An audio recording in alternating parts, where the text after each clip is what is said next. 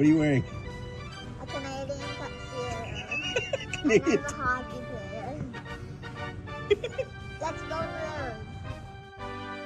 Let's go Blues. Let's go Blues. Let's go Blues. To our Blues fans, we're bleeding blue with you. Let's go Blues. Let's go Blues. Let's go Blues.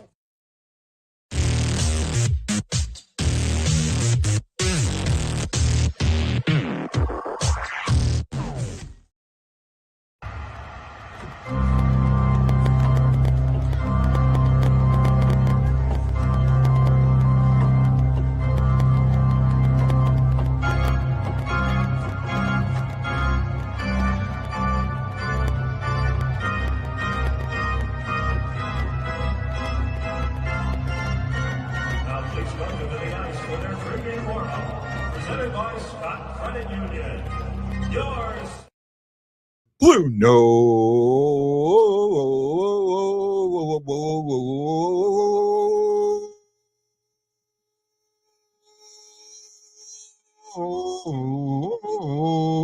Fan report. Aloha, everybody. It is must-win Sunday.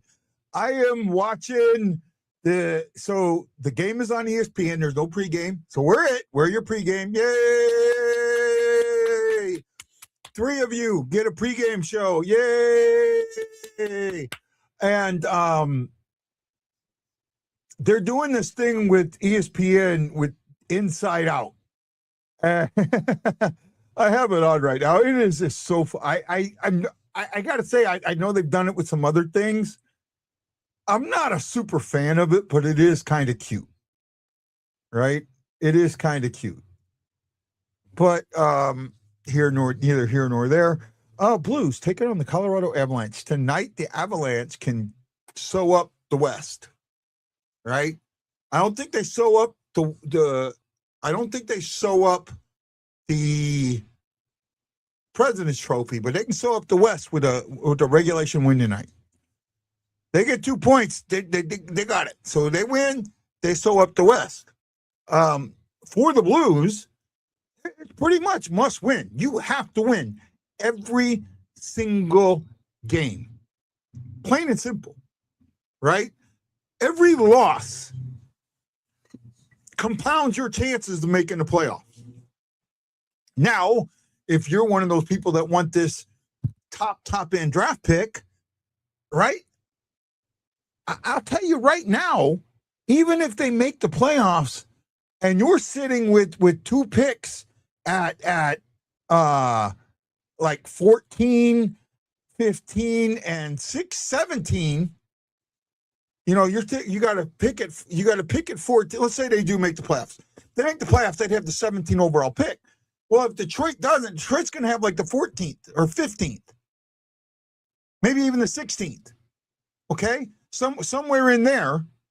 So if you have those 2 picks, first of all, the last time Blues had 2 picks like that, they got Alexander Steen. Oh no, they got Jaden Schwartz and Vladimir Tarasenko. But you really could package them and move up. And I am not.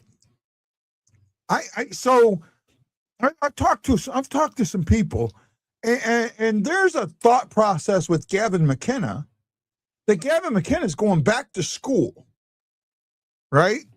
That he really wants to play for Pittsburgh. So he's going to kind of go back to school and try and maybe force a trade or something. Pittsburgh doesn't have anything I want. Hi, Cindy. How are you? Hope you feel better soon. Arnold. Iguido, Sister JJ.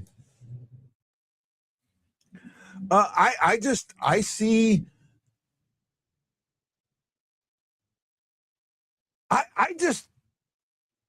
I'm not head over heels about getting the top end draft pick. Right? I'm really not. I'm not religious, so I don't know who your two uncles are, and I hope they're fine. I have a buddy who, Joe. Hey, Joe. Joe's Gilroy says Lightning clinched the playoffs. Yes, they did. He is one of my shipmates from the USS Mobile Bay, CG-53, where I get my Warrior number from. Right? I don't have my Warrior jersey out here right now. I don't think I do. Do I? I do. Yeah, I do. I had it laying down.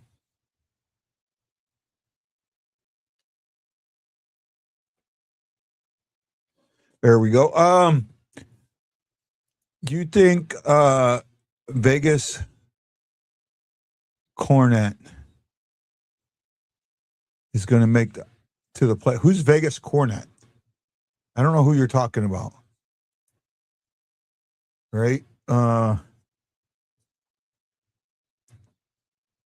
Vegas is going to make the playoffs, I think. I'm pretty certain they are. Like, they're in a good spot, if I remember right. I would probably I'd have to double check, right? Because, I mean, right now the standings are changing, almost, they're changing with every game, basically. Earlier today, Wild defeated the Red Wings 5-4. That's good for the Blues. Penguins 5-2 over the Panthers. They are in a playoff spot. Flyers 2-1 over the Bruins. Ottawa doubled up the Hurricanes 6-3. The Devils are blanking the Canadians with the third period just getting ready to start, and with the third period also getting ready to start, the Rangers are up 6-1 on the Capitals, and at 9:30 Eastern Time, 8:30 St. Louis Standard Time, and 3:30 in Hawaii, the Blues will be taking on the Colorado Avalanche in Colorado at Bell Arena. Try and get things updated here. I might be a little behind on my stuff. Do you think the Vegas Golden Knights are going to make the play? I do. I can't see the Knights missing. I can't. Right? Let me pull this up here real quick. Knights are in third. Yeah, Knights aren't missing. Right? They've got they're 5 points clear of the next Western or Pacific team. They aren't missing. They aren't missing at all. The Blues need this win. This win will put them in a virtual tie with the Jets, but put them ahead of them.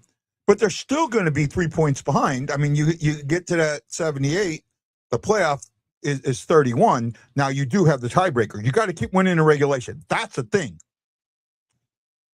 You need the reg wins. You need the RWs, not the rows. Row is regulation overtime wins. The Blues do not have a good row, right? They only have one non-row, right? They have one game that they've won in the shootout. When it comes to row, they do not hold the tiebreaker. San Jose does. When it comes to regulation wins, the Blues hold the tiebreaker on everybody, and Justin has talked about that. I don't know where Justin is. I wish he would start showing up at the beginning of the show, but hey, it is what it is. Well, I mean, that's not a true statement. I mean, Eric Johnson had a very, very good NHL career, right? He got a cup. He just retired. And even when they redrafted that, ESPN or NHL did a redraft of this a couple of years ago, and they still had him going like 15th or 16th. So he wasn't like he wasn't a Nail Yakupov, right? Obviously. But, he wasn't a franchise fixer either. Right now, I forget what we got when we traded him for Colorado, but I know it wasn't like it wasn't a Ryan O'Reilly-esque trade. At least I don't think it was. Okay, I apologize. Sorry, man. I will see you soon. Could have messaged me. What was I talking about? Oh, with Eric Johnson. I'm going to look that up for you, E. I want to see something here real quick.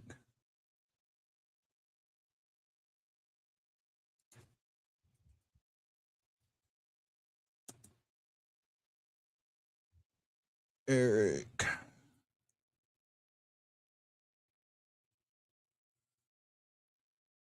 How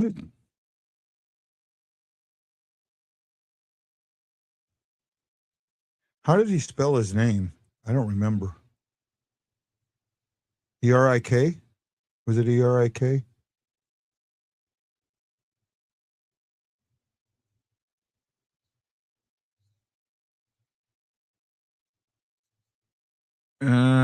Here we go.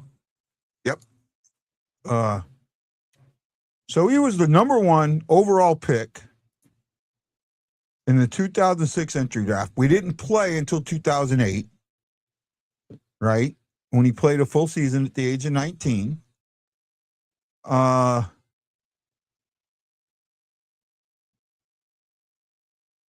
When we traded him,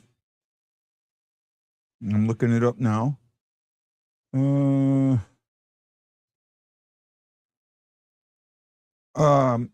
He was traded by St. Louis with first round pick in 2011 and Jay McClement to Colorado for second round draft pick in 2000, Ty Reddy, Kevin Shattenkirk, and Chris Stewart. Yeah, Shatty was a good, that's not a, we got burned on that one. We got burned on that one, right? Definitely got burned on that one.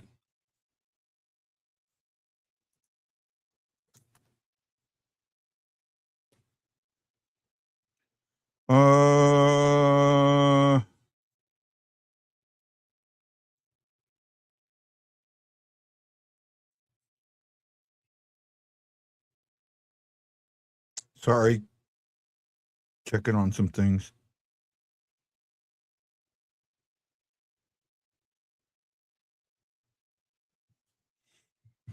Let's see here. Okay, let's go into some of the things that are happening with the Blues today. The fourth line. Oh my goodness. Fourth line is going to be Torpachenko, Finley, and Buchnevich. That's your checking line. That's a scoring line almost, right? That's a scoring line almost. That's the only change. Well, I think Pennington's in net. I don't know that. I didn't see the starting line. I didn't see the lineups. Think Springfield won. I don't know, bud. Sam might show up. Hopefully, Detroit will keep losing, so we get a better pick, and Florida will win out because the Crap Hawks have theirs. Yeah. Yeah, the Crap Hawks have a couple of. We're going to have 2 real good ones. But it is what it is, you know.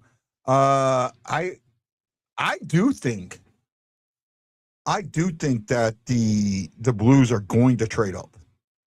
And I think that they are targeting Stenberg instead of McKenna. Right? I really do. I think that they are targeting Stenberg. It feels that way. It feels that way. I could be wrong.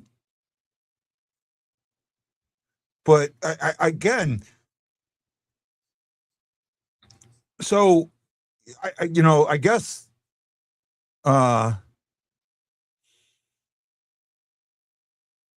Sorry. I guess Armstrong said he's going to be doing the draft, but you know that Steen is the one that scouted Dvorsky, Lindstein, Stenberg, right? Steen was the one that scouted all of those. And I'm thinking that he scouted the younger brother too.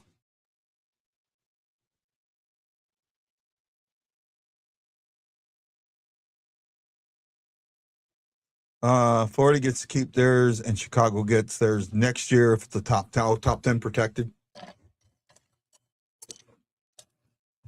Scary, you hit the head on the nail with Colorado. They are just unbelievable.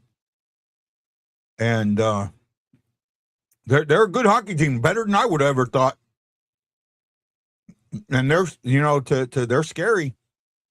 We got to play them hard. We got to play them tough tonight. We got to play them better than we played all season against this team. We got to leave it all on the ice every single game. Every single game, leave it on the ice. Every single game, leave it on the ice. Every single game, leave it on the ice. Sharks won yesterday, I think. Somebody's I'm getting messages. I'm getting all kinds of stuff. The San Jose Sharks still have a game. They don't have a game in hand on us now. They will after tonight, and they're at 79 points, right? If we win tonight, they still have it. We're a point behind them, and they still have a game in hand on us, right? That loss to them was tough. Yes, if Detroit keeps losing, it helps us out. The more they lose, the better a draft pick we get. I don't think ours is protected. And I don't think they're going to get in the top 10. Could, but if they lose, right? Right now 88 points. Yeah, they're going to be in that 14-15 spot. And it could drop. I mean, there's a couple of teams. The Blue Jackets are tied with 88. The Caps are right there with 87, though the Caps are getting destroyed tonight. So that's not helping us. Devils kind of aren't falling back to the Devils. So Panthers have no incentive to win. They want their pick, and they should be good next year, which sucks for the Hawks. That's okay with me. Sharks won, but it didn't matter who won that game. That's true. That is absolutely true. Whoever won it, because they head-to-head matchup, it was going to happen. We sweep the Avs. We can erase per what? Jason, get sober up, man.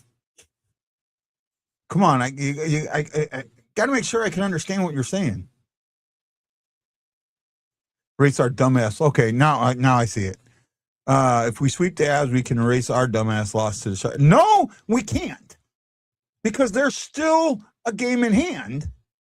It helps, but it doesn't erase it, right? It doesn't erase it. That game in hand is huge. It's the reason the game in hand was the reason the Blues got in the playoffs last year.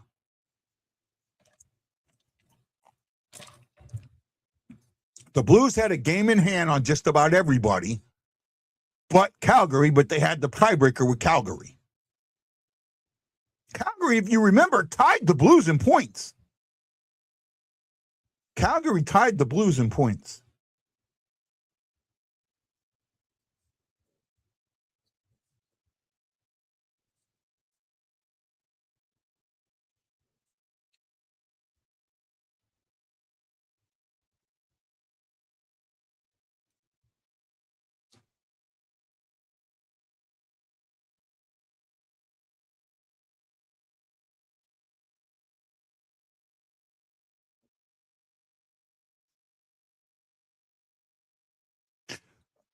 You know, Jason, that this is one of those situations where if you win, that's great. If you lose, that's good too. Right? 3 first-round picks, guys. This is the third time in history, and the last 2 times we did pretty well. And the Blues, again, I think their scouting department, for the most part, and I talked about this with Mike Myers. You go back and you take the draft all the way, the first-round picks all the way to Armstrong's time, and he's only got like 2 misses. Maybe 3 at the most. Right? Almost every single first-round pick is panned out. So these guys know what they're doing. These guys know what they're doing. What else I got?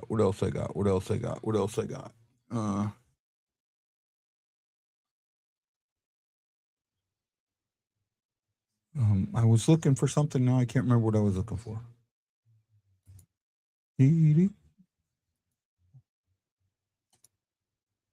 I went fishing today. Believe it or not, I went fishing today. And my video camera worked. I didn't catch anything. I mean, this is a real tough lake to catching. And it's high right now due to storms. And it's muddy. So, and I got to talk to Chris. What I plan on doing is probably going out tomorrow. And going out tomorrow also and trying to practice my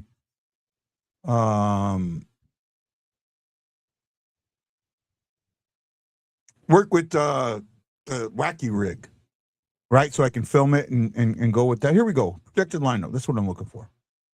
The lineup. Oh, it is Hofer in that. I am wrong. Thomas with Snugard, Snuggerud, and Holloway. Dvorsky with Kyrou and Druin. Suter with Berggren and Neighbors, and then that 4th line, Finley with Bushnevich and Torpachenko. Defensive pairings, pretty solid. Mayu with Broberg, Pareko and Lindstein, Fowler with Tucker. Okay with that. We'll see, man. It's to me, this is what's important is how the Blues come out of the gate. How the Blues come out of the gate. If they come out of the gate hot and ready, and they can get on the board early. Now, the Avs are a team that can come back no matter what, but they just got beat by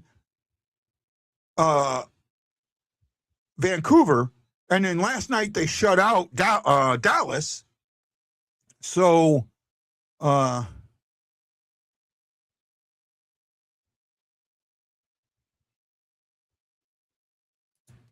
I'll be out too, and if real much, I'm not caring about catching anything on the wacky. I'm caring about technique, just getting my technique, right? Trying to know when it's on the bottom and get it pulled up and get the technique down.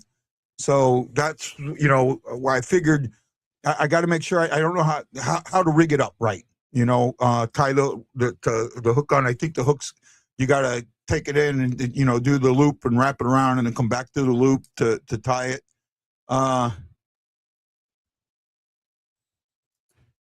Funny how the video camera only works when you don't. Well, up here, I've never caught a fish here in Hawaii. And I have pictures of when I do catch fish. I do. Oh, you were right about Hofer. Yeah. Okay. I'm surprised. I would have put Bennington. I would have put Bennington in this game. Well, it tells you how important they think things are, right? It tells you how important they think things are. I mean, Hofer's net. Not that he's number one. Let me know when you're ready, bud. All right. Welcome, Justin and Scott. How you doing, buddy? I'm good. I would be better. I would be better if I didn't have to listen to this game on shitty national television. Yeah, it is what it is, man. You gotta. We'll deal with it and go with that. I mean, at least they're not doing the cartoon game. Oh, I don't care. I don't even care about that. I care about the narrative that will spin today. I don't know what it'll be, but we'll see. The narrative's going to be all about Colorado clinching the West. Absolutely. Absolutely. Well, I mean, yeah, absolutely. Yeah.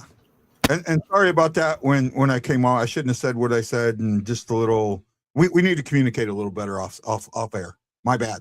I apologize to you, and I apologize to your mom. I'm saying that on air, right? But what do you think about the fourth line? I talked about it in the preview and predictions.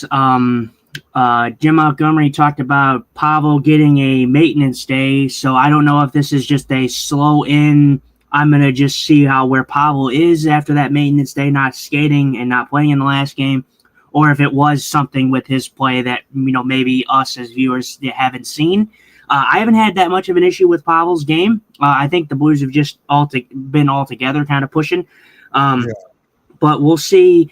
We'll see. Obviously, this game is going to have a lot of ebbs and flows. You're playing a good team in Colorado. There's going to be changes. I firmly expect Pavel to jump right back up with Kyrou and Neighbors at some point. I'm sure that Montgomery is going to throw that line together again.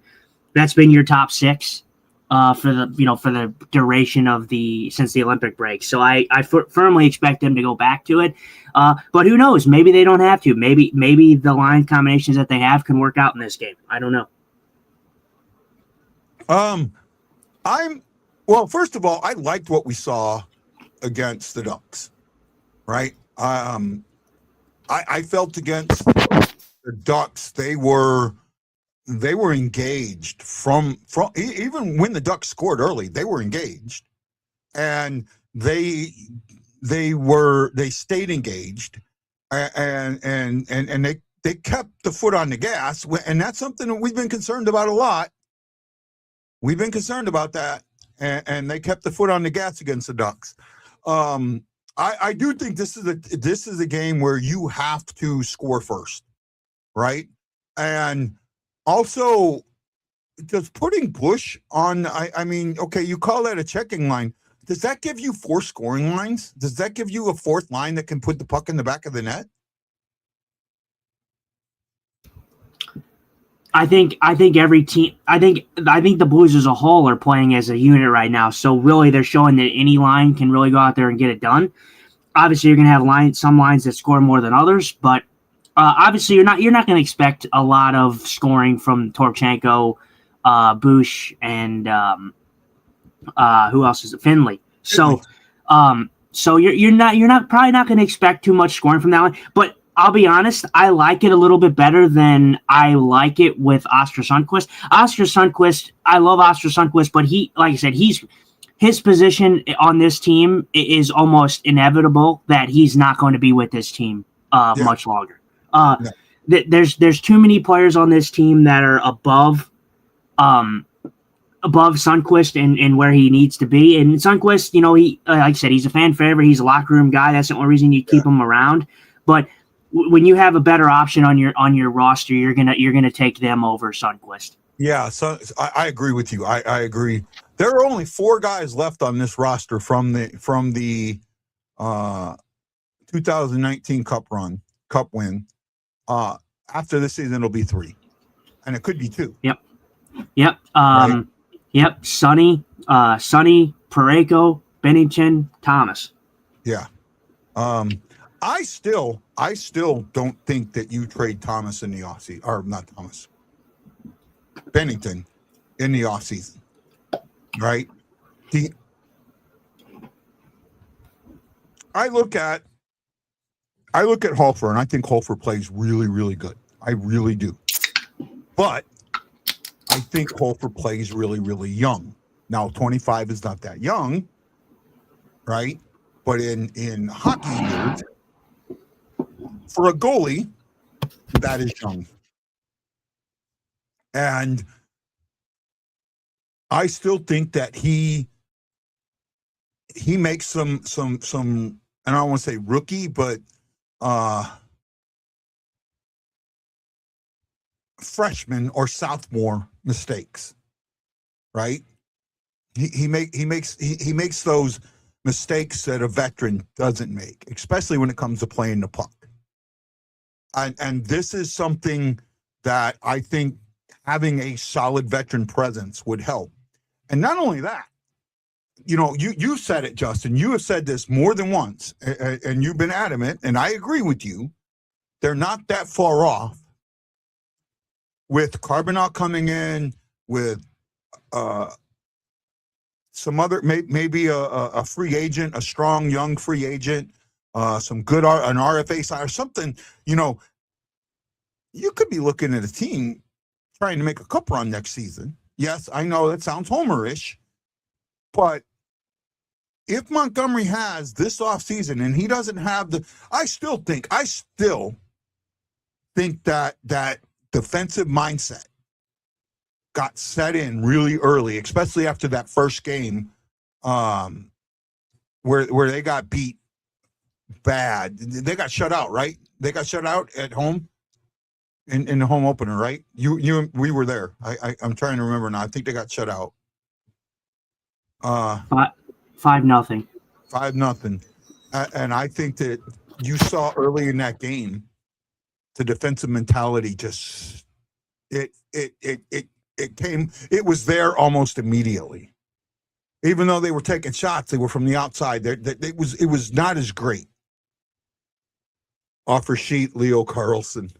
You gotta understand something with an offer sheet.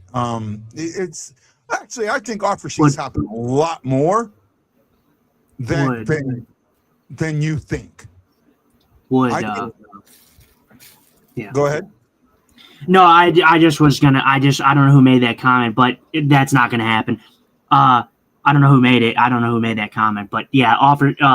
First of all, Leo, it would be great in theory. Leo Carlson's going to be fantastic, and he would be a great player. The problem is the Ducks have way too much cap space. They would match that easy. Not only that, what do you got? How much are you paying them? What are you giving up? How many picks are you giving up? What are you paying them, and what are you giving up? I don't know. That. I don't know what I think it would be. It would be I don't know what the compensation would be. Well, I know he's a first round guy. But if he's over $5 million, it's a first round pick. And it could I don't know what he is right now. Yeah, I don't know what he is right now, but again, I mean, it would be great in theory, but the thing is the Ducks aren't going to do that because I'm telling you right now, the Ducks have enough cap space. The Ducks are going to be in on the. I fully believe it. I don't think they're going to get him, but they're going to be fully all in on the Austin Matthews kick too in the offseason. Yeah. So they have enough cap space to make things happen. Yeah. Gary Tackett asks, do you remember all those years we went to the playoffs in a row? Yes, I do. And I have talked about this in the past. I think Justin's probably heard me say it. The Lowry screwed that sale up.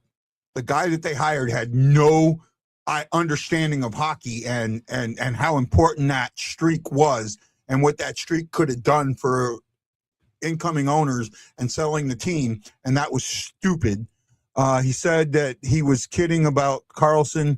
What are the odds of Benner and Kadri getting into it tonight? I say 0 since Hofer's starting, and I pray to goodness that Hofer doesn't place, that they don't have to pull Hofer. Right.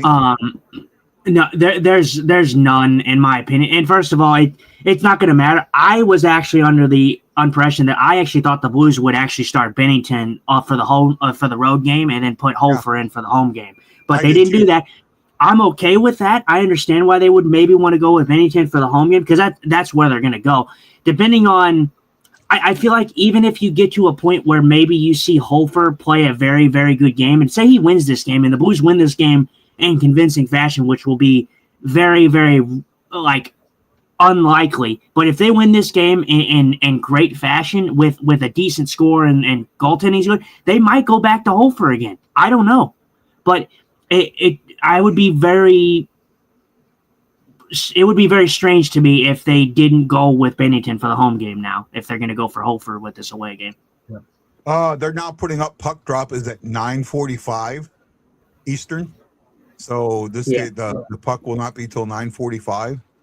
So Yeah, this is another reason I don't like. First of all, I don't like late games here in St. Louis, and I don't like ESPN starts because they always have to push them back, and so it makes it yeah, later and later and later. yeah, I'm with you. Trust me, I'm with you. I'm not a huge fan of the ESPN stuff. I still think. I mean, I think the NHL and Major League Baseball is starting to do this by taking over the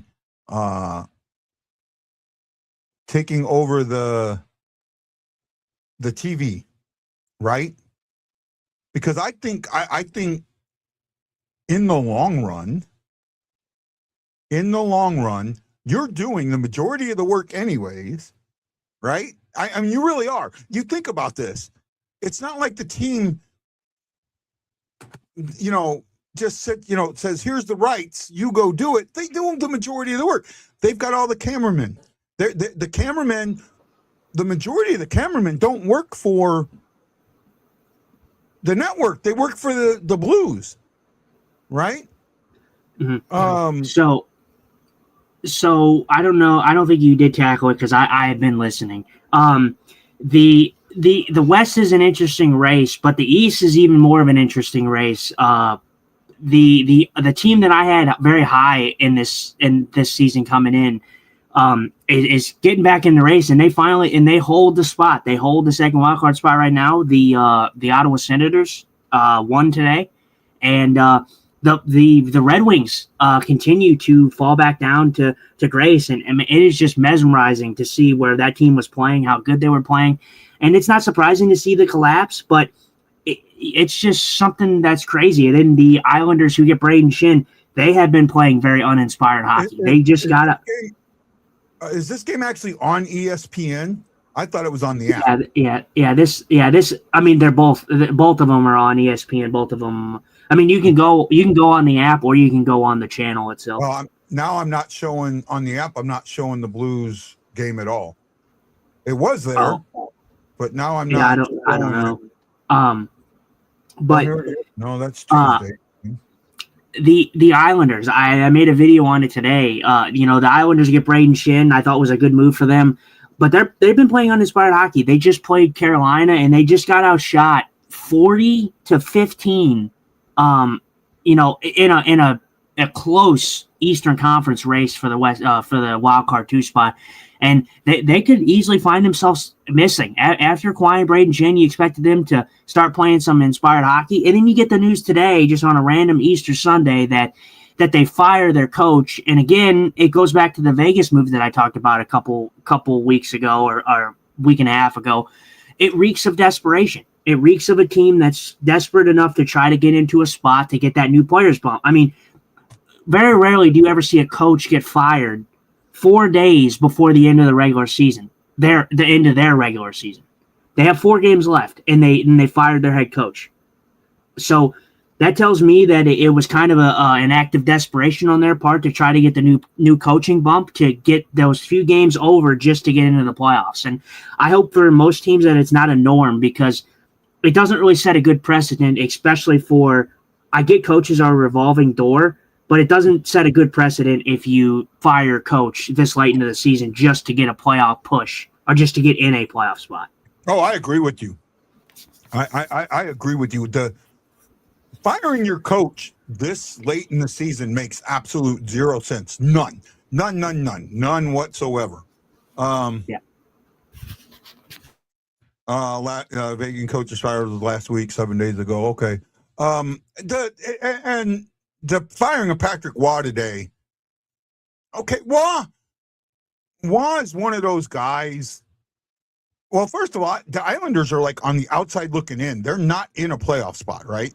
Are they on the outside looking in? Yeah, they're one spot behind Ottawa, and they're 1 point behind Ottawa. Ottawa has 90, and the Islanders have 89. The Senators won today. The Senators have a game in hand, though, so it's going to be hard. The Islanders are going to have to probably win out because I think. Yeah. Right. It hasn't gone their way this year. What's up? Oh, you froze there for a second. I was saying that, yeah, the Islanders are going to have to play some really inspired hockey, and I think that they're going to do that because of the new players bump, because we all know that when a team gets a new player or gets a new coach, the team always experiences a player bump or a coach bump. So this is why I say it reeks of desperation, because although that may get them into the playoffs, it's not a good that they're going to have to change their whole scheme 4 games to the end of the regular season going into the playoffs if they make it. Yeah, Shock says it's not likely they can implement a new system in that short of time. Probably not. I mean, who's Pete DeBoer's coming in, right? Well, I mean, Yeah. So you're getting rid of one named crazy coach for another named crazy coach.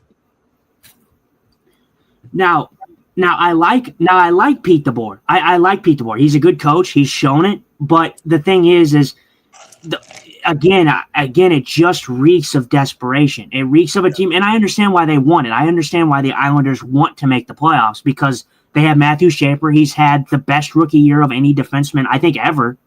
So they want something. They want a playoff berth, but I don't know how well that's going to do them. Rangers score again, 8-1. Yeah. So and their hat trick for somebody. Will Cooley, I believe. I know. Friend of the show, Amy, will be very excited about that. From the sounds of it, the New York Islanders wanted to do the coaching change so they could get Pete DeBoer before anyone else could. The Islanders' next game will be Thursday, so it gives DeBoer 4 days of practice. Yeah, but still, I mean, it's hard to change things up. You can't completely do it. DeBoer is a cancer to a locker room, especially for goalies. I don't think it's smart. I get now. At the same time, look at what the Blues did with Bannister, right? I thought they were going to do with that 2 years ago, or last year. Was it last year that happened? Yeah, last year. What I thought they were going to do with that was bring Montgomery in as a coaching, what's the word I'm looking for? Not an assistant, but an advisor, a coaching advisor, and then end of the season, thank Bannister, move on and go. Now, no, they brought, he said, I'm ready to go now. I can coach now. And, I have other offers.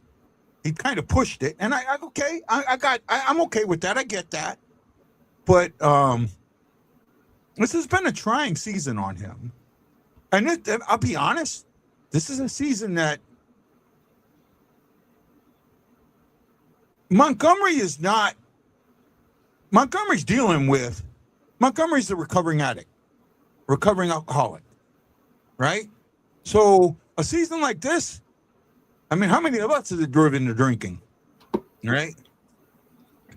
I mean, I say it jokingly, but still, for somebody, when your job is that stressful, oh my goodness. I get it. I get it. Yeah, I mean, it'd be great for the Islanders to make it, and like I said, with the move that they made to get Braden Shin, you expected them to get in there, but I mean, they're making it a struggle. The Flyers are making it a struggle. I don't think the Capitals are going to make it. But I mean, the team that I expected to be in it, which was the Senators, and I thought that they were going to be very, very high up on, in the season. They didn't get the season start that they wanted, but they're finally getting into that spot. And I fully expected it after, how good of a team that they actually are, and, actually sniffing the playoffs for the first time. They're hungry to get back into the playoffs again. Brady Tkachuk's hungry to get back into the playoffs again. Yeah. So Brady wants a cup. Brady wants a cup. I mean, sibling rivalry there. Right? Columbus on the other hand too. Columbus has collapsed. I don't know what kind of hockey they've been playing, because it hasn't been very good hockey. They're on the outside looking in as well. So yeah, I was pushing for Columbus. It's going to be a fight in both divisions. It's going to go down to the last game of the season. There is no ands, ifs, or buts in my mind about this going down to the last game in the season. Yep. So Right. I mean, we had a couple things. We had Buffalo clinching. That was yesterday. Yeah. We didn't have a show yesterday, but they did clinch. Montreal clinched. So Yep. that's They two did that teams in today. there that are very cool to see clinch there. But yeah, the rest of it's going to be coming down to the wire, and it's definitely going to come down to the last game.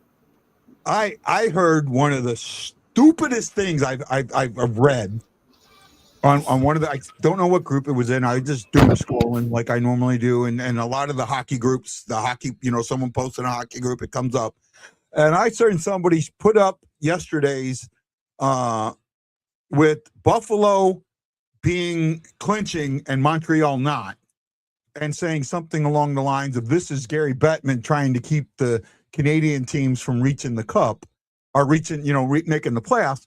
And I'm going, dum. It's regulation wins. Or it's the tiebreaker. They don't have the tiebreaker over the teams behind them. And by the way, yeah, they were talking about these two. They're showing the stats of the. It's crazy to think that with the 2 seasons that both teams have had, Colorado's been great this year. The goalies in this game, Hofer has one less win than their goalie, and just look at the season that he started off with, the season that Joe Hofer started out with. Like, it's crazy to think about. I mean, he has a better save percentage than the Avalanche goalie, which. That's telling too, and he has more shutouts. So it goes to show you that goalies do play a huge part in teams more than what people may think. Who's in net for them? I think it's Blackwood. Is it? Or I think it's Blackwood. I think I could be wrong. Oh, what a save there by Hoffer. If I see it.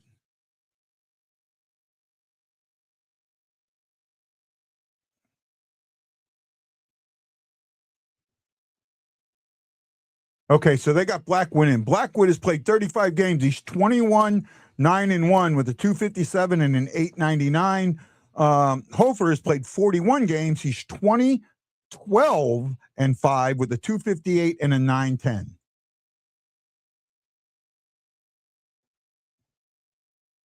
Actually, it looks like Blackwood in net. That's I saw 39 there. 39 is Blackwood. Yeah, that's Blackwood in net.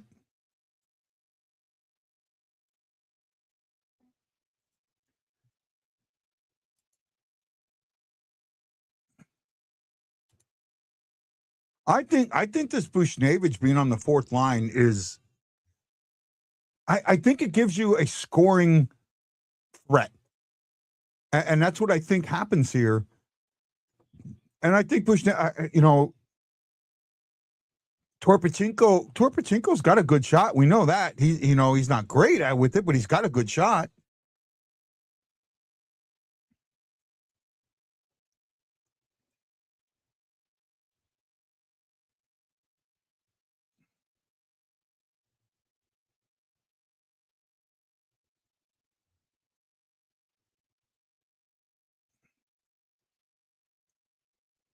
Kyrie right there and had to dump it in. Yeah, I've already heard the Colorado will run you out of the building, and the Blues got it. Blues can't let them do that. Obviously, it's going to be how great Colorado is and how bad the Blues are, and I do get it in some aspects, right? But I've never heard ESPN really give the Blues any credit whatsoever. They don't give St. Louis credit, period. Right. So I don't need them to glaze the Blues, but I don't need your garbage ass narratives about, oh, look at Colorado, oh, look at Edmonton, look at Connor McDavid, look at Nathan McKinnon. Yes, we know that they're good. You don't need to tell me 15,000 times on the broadcast how good these guys are. I know it. I can see it with my own 2 freaking eyes. I don't need you to tell me about it. Think about that. This is what I don't remember every team that won in 2019 that won the championship, right? Of all the teams. But the Blues probably had the best story of any team, of any of the teams that won a championship in 2019. How does the Blues not become the SB team of the year? Right? I mean, that's just, it's one of those, it's like, yeah, I know it's kind of a bullshit award and all of that. And well, most of the SBs are bullshit awards anyways, but come on, show some love to this team. Well, I don't care what anyone says. The Blues' story in 2019, and like I said, it's going to come off as a homer remark. First of all, the Blues have the best story in the Cup history in the last 20 years. I don't care what anyone says. They have the best story of any team who has won the Cup in the allotted time. Obviously, there's some good stories out there. The Blues going from, with every storyline that they've had, they were such a bad team in the first half, brought it on. You had the Layla thing. You had so many storylines that made the Blues winning the Cup so much of a big story. And I get it. It sounds like a homer thing. I guess the next closest thing would be Ovechkin winning the Cup, which was the year before. But even that, Ovechkin, I know he's a good player. I know that he deserved a Cup in his career. But just with everything that happened, I think the Blues hold the best story. And especially from the 2000s to current day, I think they hold the best story of the Cup. I think they're up there. There might be one that I think might beat it a little bit, not by much, but it's got to be one of the Kings runs where they won the Cup from the 8th seed. Just sneaking into the playoffs and beating all and that's when they reseeded. So they beat the best team left in each round, right? But you're right. It's a hell of a story, and I agree with that. It's a hell of a story, and it may be the best, if not, it may be one of the best, if not the best. And the Ovechkin one's pretty good. Now remember that one, they started down 0-2. They were down 0-2, and then came back. Oh, Truman! Oh, did you see that? Oh my goodness.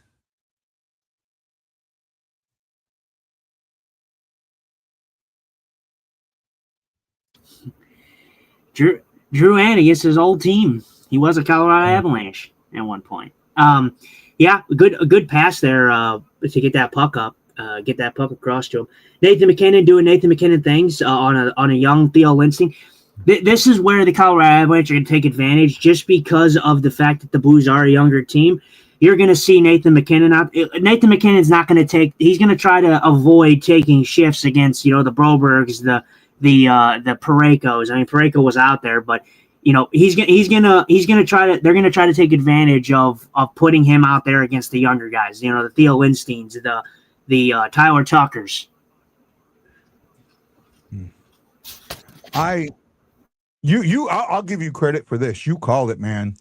If the Yankees would have won the 2001 World Series, that would have been the best championship story. I wouldn't even think of just overall champion. I was thinking the NHL, but yeah, that's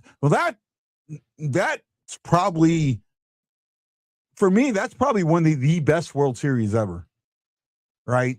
With everything that went down with that's just one of the best World Series ever. Well, and I want you to pay attention to my word, because I didn't say best sports story. I just said best in hockey, the cup winning. That's a bold statement. It makes me sound like a homer, and that's why I said that from the 2000s to now would be, I think the Blues hold the best story. And the reason I said that is because everything past that I wasn't alive for, so I can't give you my personal opinion on that. Yeah. No, and I'm with you. I get it, man. I get it. And Chris just brought that up. I'm just reading the comment.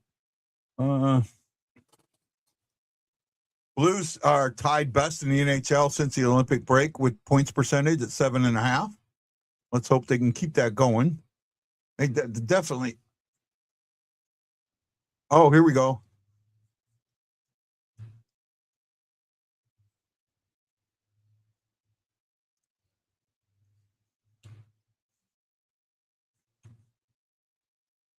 That's exactly what I was kind of talking about. It's not.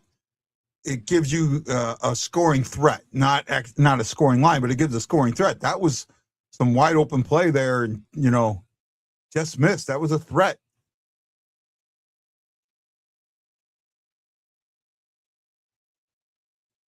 Got to make sure if they take a shot, make sure that it's going the other way. That it either stays in the glove or one of us gets it and goes the other way. I'll tell you what, though, from a standpoint of the fourth line and how it's a big line and a checking line, they're moving pretty quick out there. The Torchenko, Finley, and out there, there's speed out there. Yeah, they're definitely getting with the speed. That's for sure. So that's good to see. They're playing. See, and that's kind of the thing. Like Torchenko's kind of sneaky fast. They're kind of all of them are. They're more. The thing that the Blues do well is the Blues have never really been a fast team, like a physically fast team. They're a team that plays fast. Yeah. There's a difference between being physically fast and playing fast. The Blues play fast. That's the thing that's gonna start changing. They're gonna start going from playing fast to being physically fast, right? With all these younger guys coming up, I mean, you've got fast guys on this team now, and Of all the guys that we got, the newer guys, the youngsters, right? The 20, 24s and under, 25 and unders, 24 and unders, however you want to look at it. I can only think of one that's not like fleet-footed, that's not got a lot of speed. And maybe I'm wrong. Maybe he's got sneaky speed, but he doesn't seem to be like lights out speed, and that's Neighbors. Right? Everything else. I know Dvorsky's got speed. I know Lindstein's got shit. That might get called back though. Nah. Yeah, that was that guy popped out of the air. I didn't even see what happened there. That was pretty bad.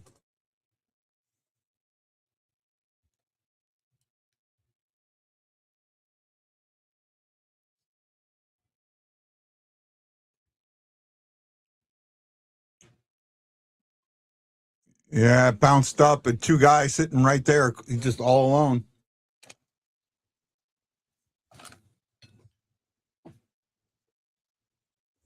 Hey, Bob Morton, haven't seen you in a while. Missed you, buddy. I'll tell you what, the high sticky's not there, the offsides. I think it's offsides. When I saw this initially, I think that this is offsides because I think Ross Golden gets in the zone way early. That would be my guess, and I'm behind you. I think that this is offsides. Yeah. He's offsides.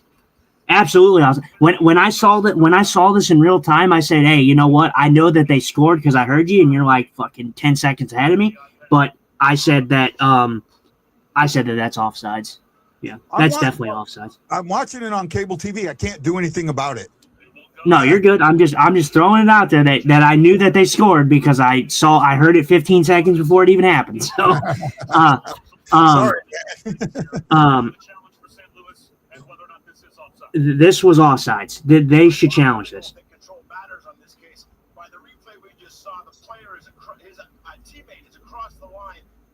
Yeah, Dave Jackson already explaining. He said he thinks it's offsides too. This is offsides to me. I mean, this was offsides for sure.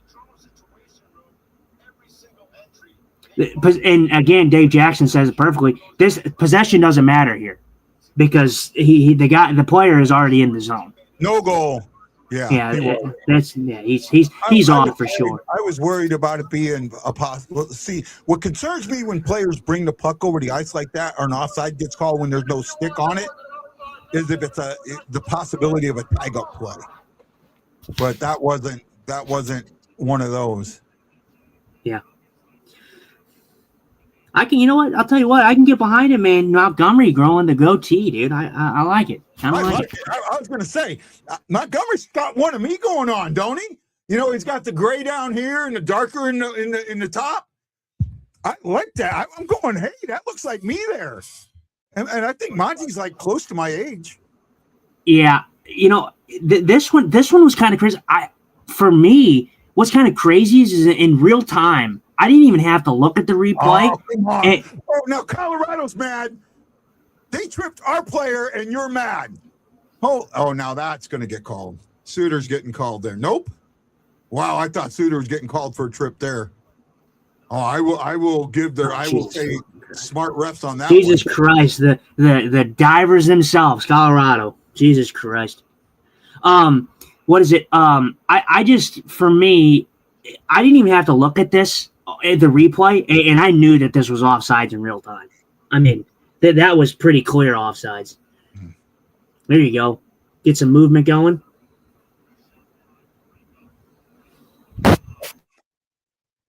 When I thought it was getting called back, I thought it might have been a goaltender interference. I didn't think it was a high stick, but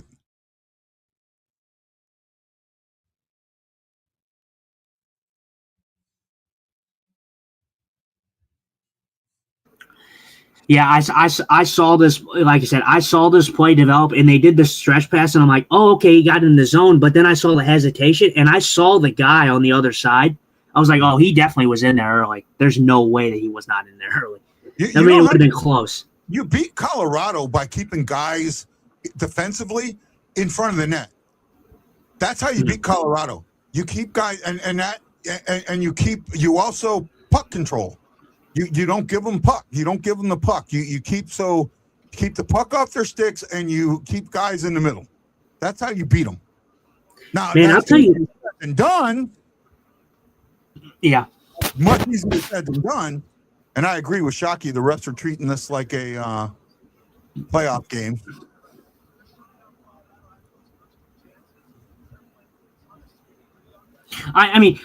Listen. I don't ever listen to Colorado or. I mean, thank God that I don't have to. I think national announcers are poor and stuff, and I don't really like listening to them. But thank God we don't have to listen to Colorado's feed, because if you've ever listened to Colorado's announcers, they are. I mean, you want to talk about homers? Holy shit, these guys are the biggest homers I've ever seen. It's nuts. I don't know who does the play-by-play and stuff for them, but they are the biggest homers I've ever heard.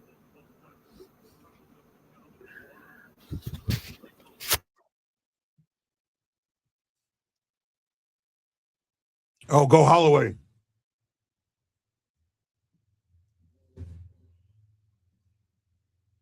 Oh, puck's loose. Wow.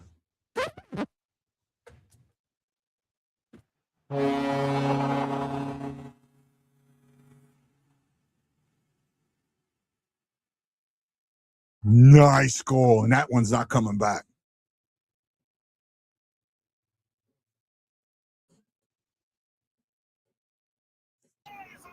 Man, I'll be honest. That man, what a shot by Thomas! But that good setup there by Snow. I'm telling you, man. This first of all, this all starts off with a a dirty deke by Dylan Holloway in the zone to get in here. But holy moly, what a move by Dylan Holloway! When he shot this puck, I never see Robert Thomas take a one time. We're offsides. We're offside. Okay. Well, look, dude. No, challenge it. I'll be honest. I haven't seen it yet. There might be an offside challenge from Colorado. No, guy, that's close. Well, first of all, I want to go back to Dave Jackson's point here, because I want to say this, not to be a homer or anything. This goes along with possession. You know how many times that we've seen, it's not offsides because the player had possession? The Blues had possession of that puck. So Colorado would have probably lost that challenge because the Blues have possession of that puck, clear possession. Well, it's the other player that's offside, not the player that has the puck. I understand that, but guy, I want you to take note of offsides in the league before. They have called things on sides before. And if you listen to Dave Jackson, when he was talking about possession, they have called offsides on possession before. So they said, that's not offsides because the player had control of the puck, which has happened before. But this offsides would have been a lot closer of a challenge than the Blues one was. Yeah. This Well, one was closer than the Colorado this ones. this was the skate on or off the ice because they changed the rule. Last season, the skate had to be on the ice. This season, the skate didn't have to be on the ice.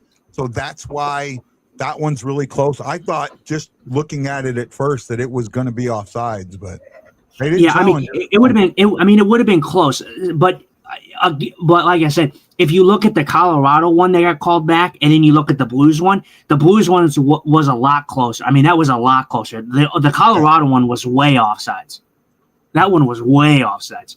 This one was pretty close. So I don't think Colorado wants to take a chance of going on the penalty kill, to be honest.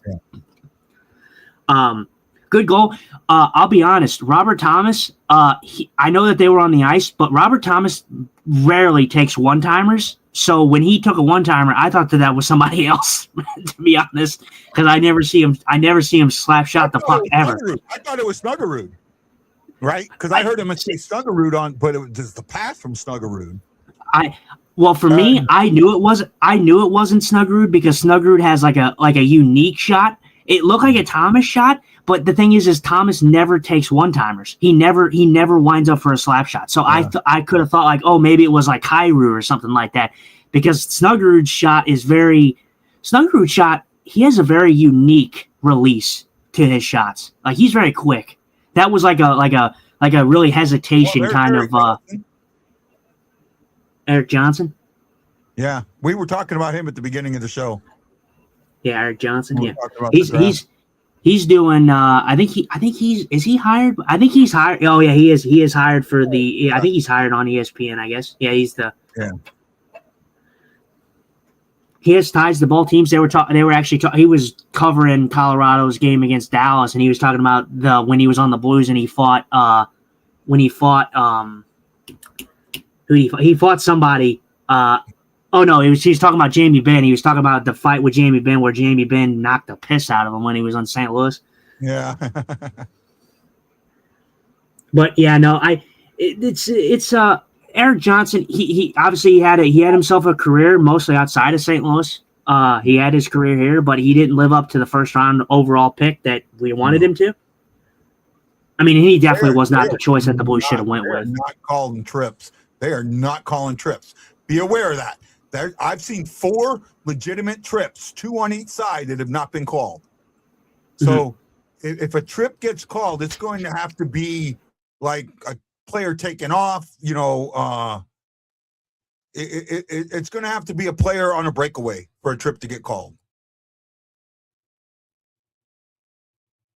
Shots are 6-3 in favor of the Blues.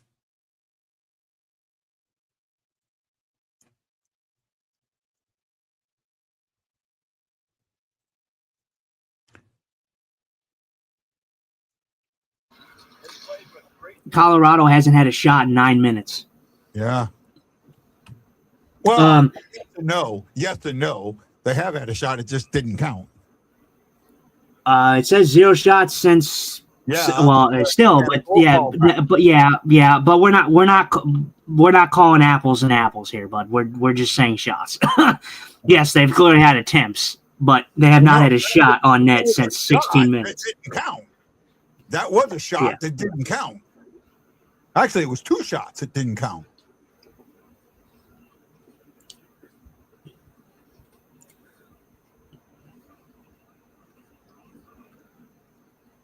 Nice. We'll see. Like I said, this is the matchup I want. It obviously does not favor the Blues in any aspect of the playoffs and how good Colorado is and how deep they are, but this is the matchup I want because I think the Blues can play them more physical than any of the other teams that are in the race. I'll agree with that. I agree with that. I don't think we honestly. I mean, we don't match up with them talent wise, but physically or physicality, yeah, we do match up with them better than a lot of other teams. And I also think goaltending, their goaltending definitely came through this year. And, our goaltending didn't, but now goaltending is pretty equal in my eyes. And that physicality can take, oh, wow, I don't know where that went off of. Wow. Well, that lead didn't last long. Oh, It and I deflected lagged. off of something. It deflected off of something. Because it just bounced. I mean, it's both their pucks have just like bounced out of midair.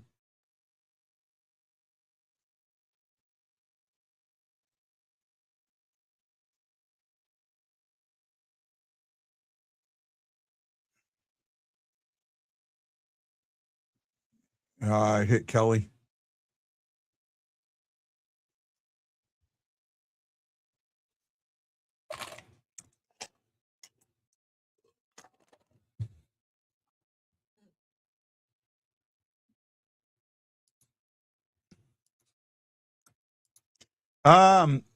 Scary is now on his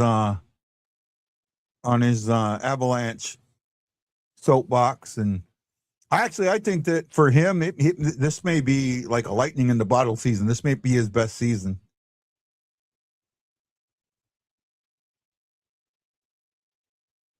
I'll take Tide. I'll take Tide all day long. For me, I guess if you're a Blues fan, Scary, which I think you've said that you are a Blues fan, but for me, out of all the teams that you could really back up and really just have so much fandom for, why the Avalanche? Because he lives in Colorado. Okay, I guess that makes sense, but even then, though, if I'm a Blues fan, even if I was to live in Colorado, I still wouldn't be an Avs fan. I don't think he's an Avs fan. I just think because he lives there that it's around them all the time. So that's kind of why he gets it from. We had one of his bandmates on not too long ago, and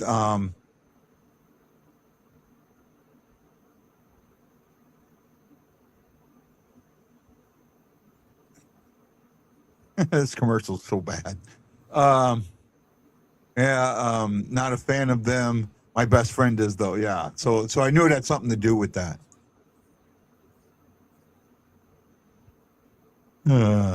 What a commercial.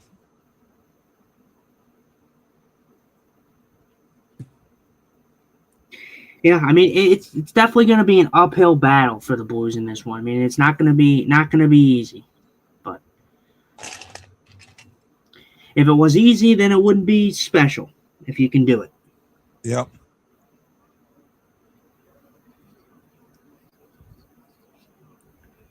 Eric Johnson interviewing Colton Parayko.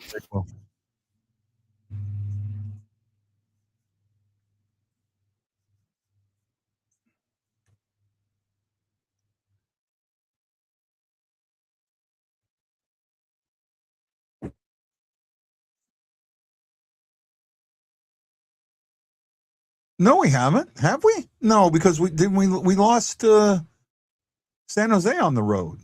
That was just recently. These guys. 5 in a row away from St. Louis. No, we just lost. Yeah, see that kind of goes to show you how much they actually pay attention. Yeah, no, the Blues lost to San Jose and they lost to LA. Yeah. So. Yeah, I mean, if you want to talk about like, should they deserve a better, should they have deserved a better fate? Yeah, the San Jose one for sure. I thought the San Jose one, San Jose played prevent defense that whole third period. They should have lost that game. Hofer with a bad goal led up in that one, but the LA game was a hit or miss. Chris Shockey says when Sakic, Foote, and Roy Raw was there, I was an Avs fan, but not since Moron did what he did with the Rams. I hate the Avs. Yeah, that dude, I can't even think of his name now. He owns the Rams and the Rams and the Avalanche. I think he owns like one other team. He owns a soccer team too.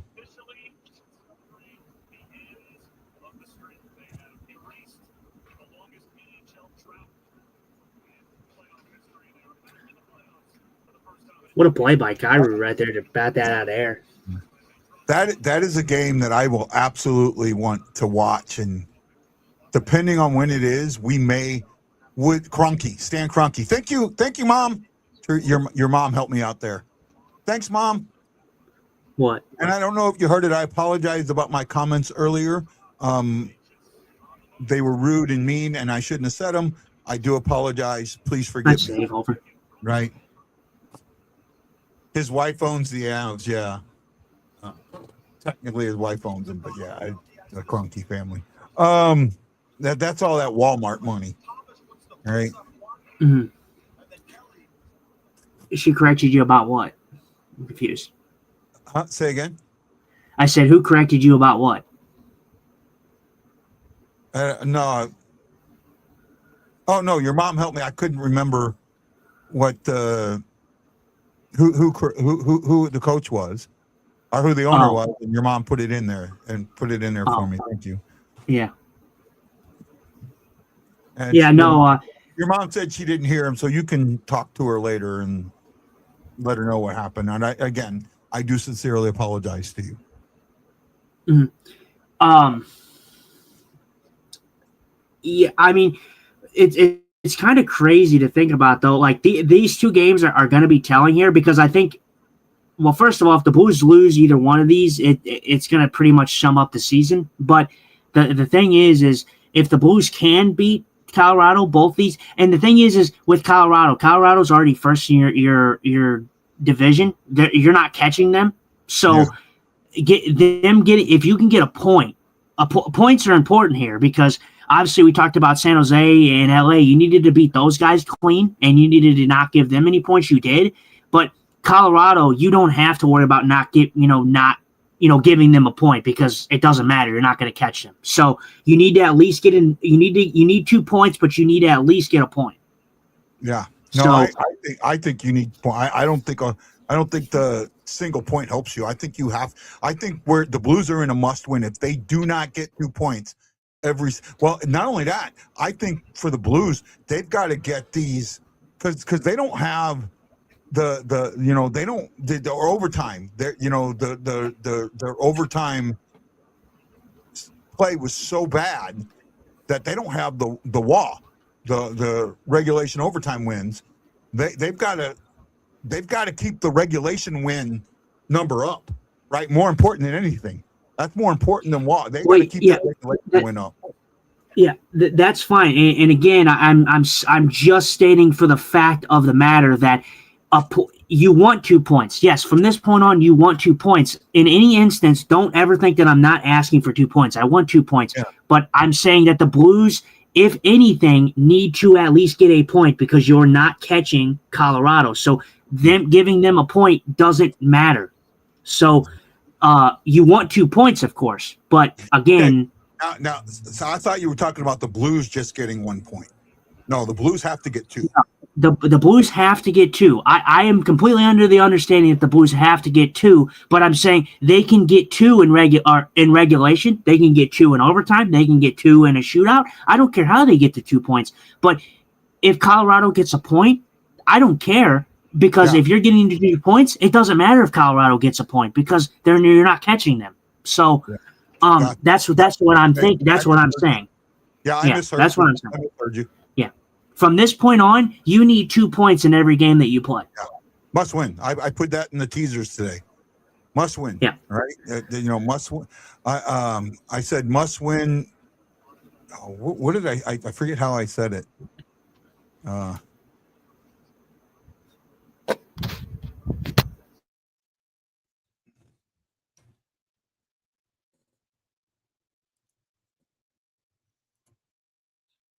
I said new meaning to must win and just win, baby. That was it.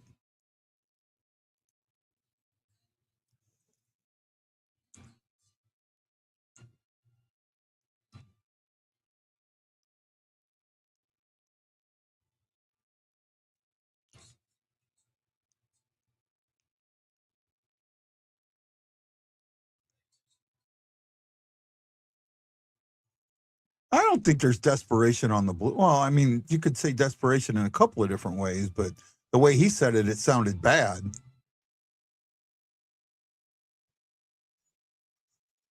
Oh, that was I thought that was a high stick.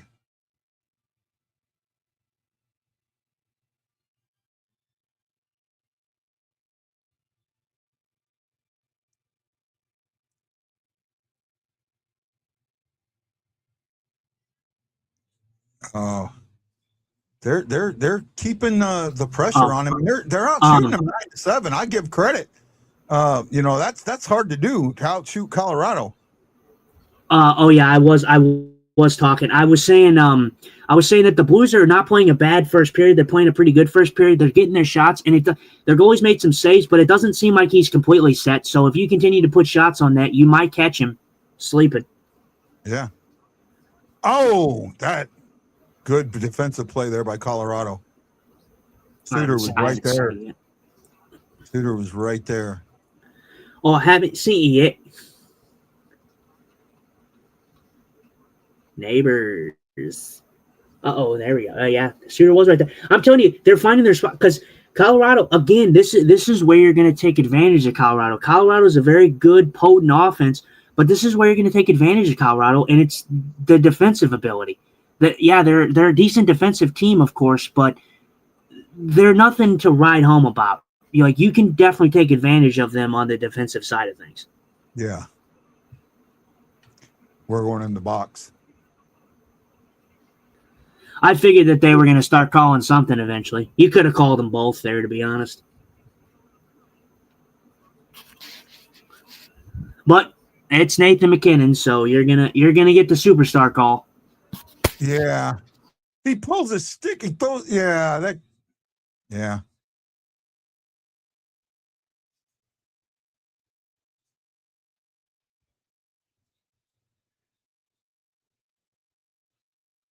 He knocks Bergeron's stick out of him, and then Bergeron holds his. I mean, that could have gone two ways. You should have called both. It should be 4-on-4. But again, like I said, you're talking about Bergeron and you're talking about Nathan MacKinnon. I mean, because Nathan MacKinnon reaches in just as well as Bergeron does. So they both should have gone. And like I said, superstar call. So the superstar is going to get the call in this. We've talked about that. We've talked about that. Till we were. And again, I don't. Well, and again, I still don't. I understand it. I don't agree with it because he committed an infraction as well, so he should have been penalized for it too. Well, but before we go over the stats of this, I need to take a quick break. I need to grab a drink and use the restroom real quick. Can you handle it for a moment? Yeah, I'll wait. Okay. I'll wait for you to do the stats and stuff. Okay, thank you.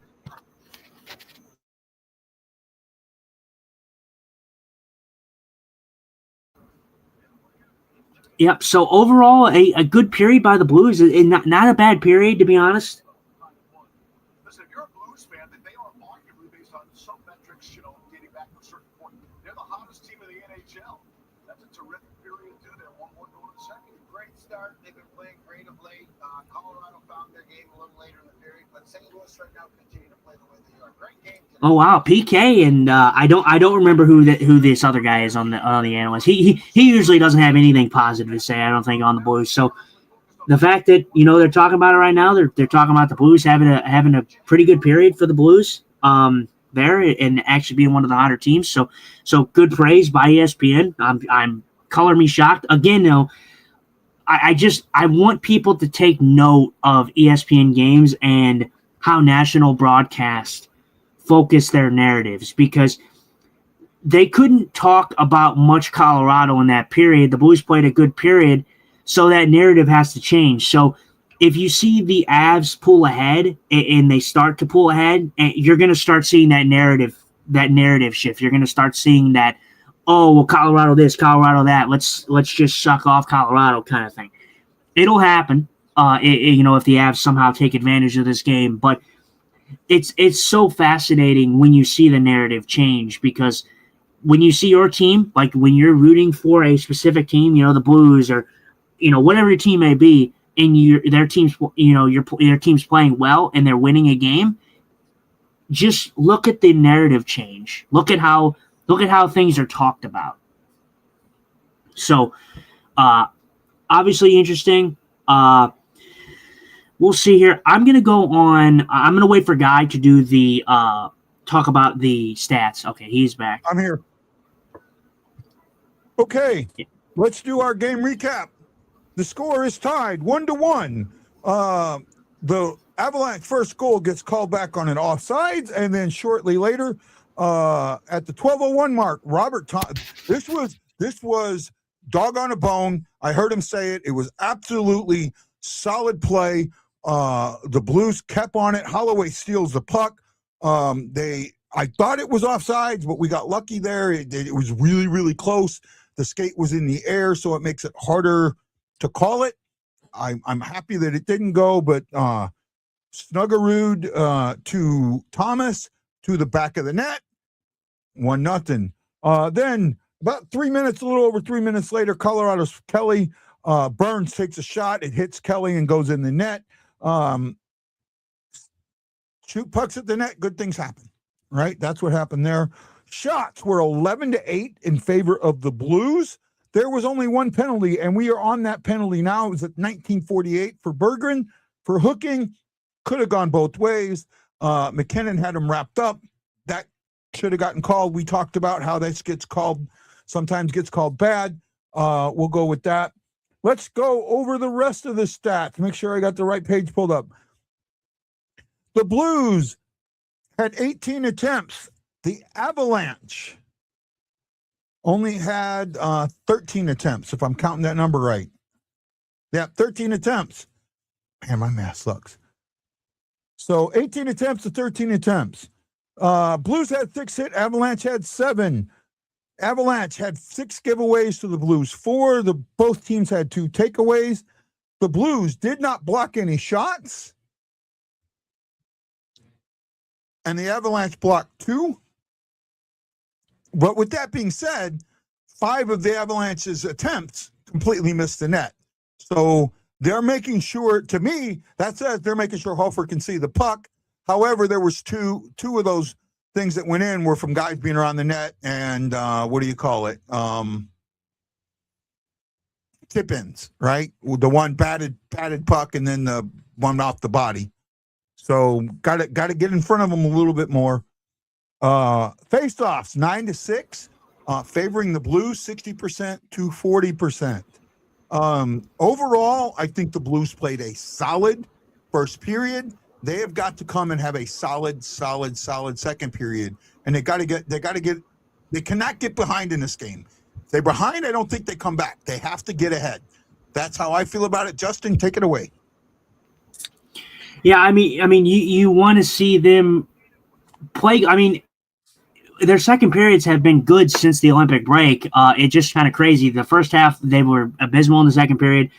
But here they have been picking it up in the second period. So hopefully they can continue to play their game because I think they played a great first period. And if they can come in and play like that in the second, I think they may get a couple. And like I said, I do think that you need to get the next one. Hopefully you can get another one after the next one. But again, this game is far from over.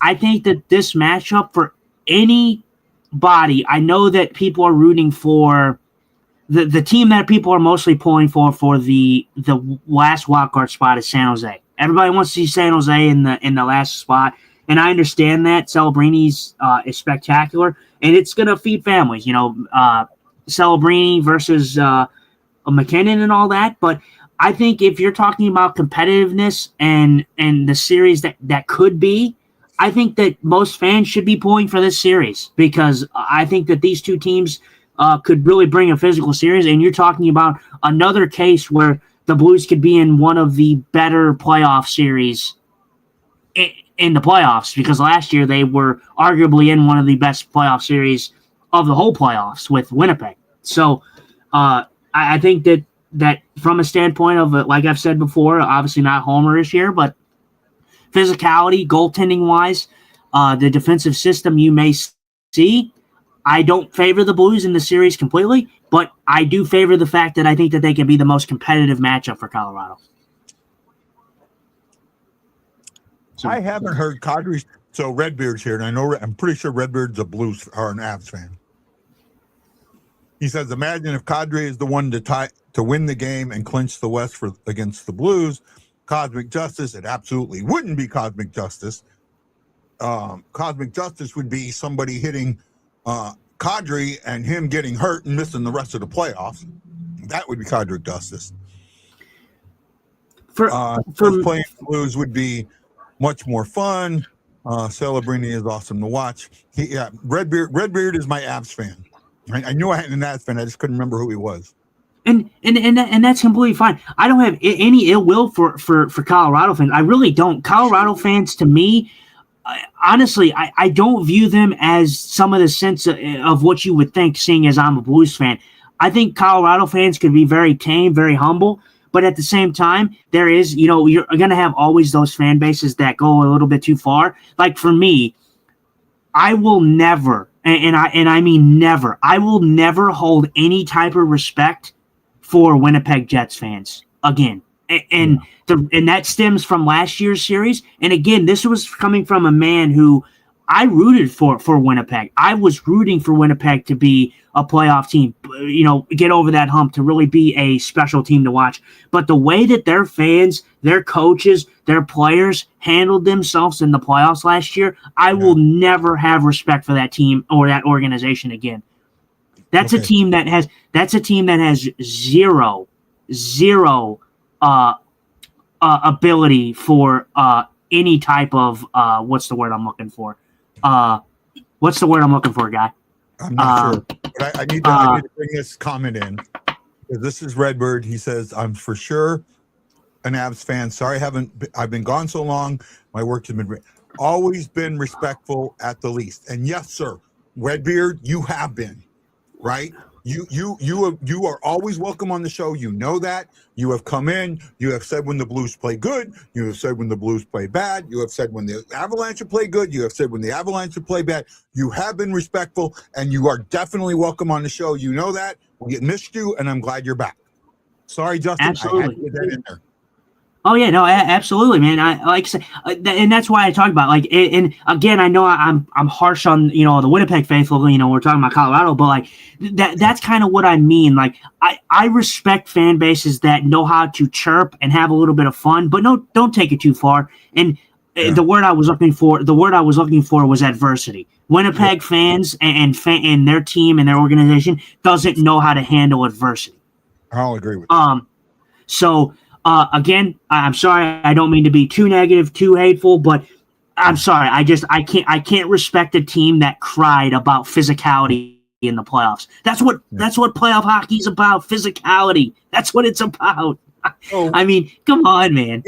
when you do this, when you do a show like this, the majority of the people that are going to watch are going to be diehard fans, either of your team or of the other team. So when you get a diehard fan, sometimes diehard fans go overboard. I've done it. Others have done it, right? And I get that. So when you get someone like Redbeard has, he pushes the Avalanche, but I know there's times where we beat him and he's come back, man, great game. You guys won that one. So. And he doesn't twist the dagger in when we lose. So he's always been that. He says in Winnipeg's defense, they have nothing to do but smash rocks and watch hockey. That is true. That is true. And like I said, the reason I said Winnipeg is because it's fresh in my mind, obviously from last year. And don't get me wrong, this is not a delay on the Game 7 thing. Congratulations to Winnipeg. They won in Game 7. Me and Guy have talked about it till we're blue in the face. The Winnipeg Jets escaped. They escaped the St. Louis Blues in that series. They did not deserve to win that series. They got outplayed, and the only game that they deserved to win was Game 5. That was it. But congratulations to them. But I just chose the Winnipeg faithful because that's what's fresh in my mind. There's other fan bases that do take it a bit too far. But as for the Avalanche fans, I haven't really met any Avalanche fan that I'm like, oh, man, I hate you. Like I generally haven't, and that's surprising for two fan bases that realistically should not like each other. Technically, shouldn't like each other is a strong word, because the reason that Blues fans don't really like Colorado is not because of the players; it's because of Stan Kroenke. So it's not really the players. I mean, I think that's a fair point to say, right, Guy? Oh yeah, Redbird says I live in Texas. It's brutal to watch them laugh at us because for whatever reason they just own us come the playoffs. I'm not sure who you're talking about. Own you, Winnipeg or Dallas? Dallas owns you. Dallas Yeah, Dallas is a good team. yeah. Right. Dallas is a very good team. Don't be fooled by what happened a couple of days ago. Yesterday with them losing 2-0. That's the other thing about tonight's win. We're getting Colorado off a back-to-back where they played in Dallas against the next player, the next team, and they had a tough game. They won it 2-0, but it was a fight to the end. You've got to take advantage of that. Mm-hmm. Yeah, it was a defensive game for Colorado, in that one, and it's going to be fun. Obviously, they were saying it on the broadcast that they were expecting this to be the second round matchup.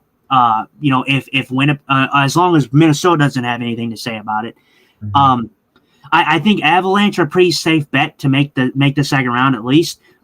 Dallas is an interesting one because although I do favor them in the Minnesota series, I know a lot of people are high on Minnesota, but the problem with that is I think Dallas is capable enough to win close games, while Minnesota I think is going to struggle a little bit because I do think that although they have shored up a little bit of their depth, they haven't completely shored it up. That's going to be a goaltending series, and I put the edge. I mean, to me, it's not even close. That's Dallas has the better. Yeah, I put Dallas with the heads up there because I don't even have to look at goaltending tandems. I think the goaltending tandem for Colorado has been great this year, but I think Ottinger alone beats both of those guys, especially in playoff experience. No, I'm talking about the Wild, not the Avalanche. The Wild against so the first round matchup. Stars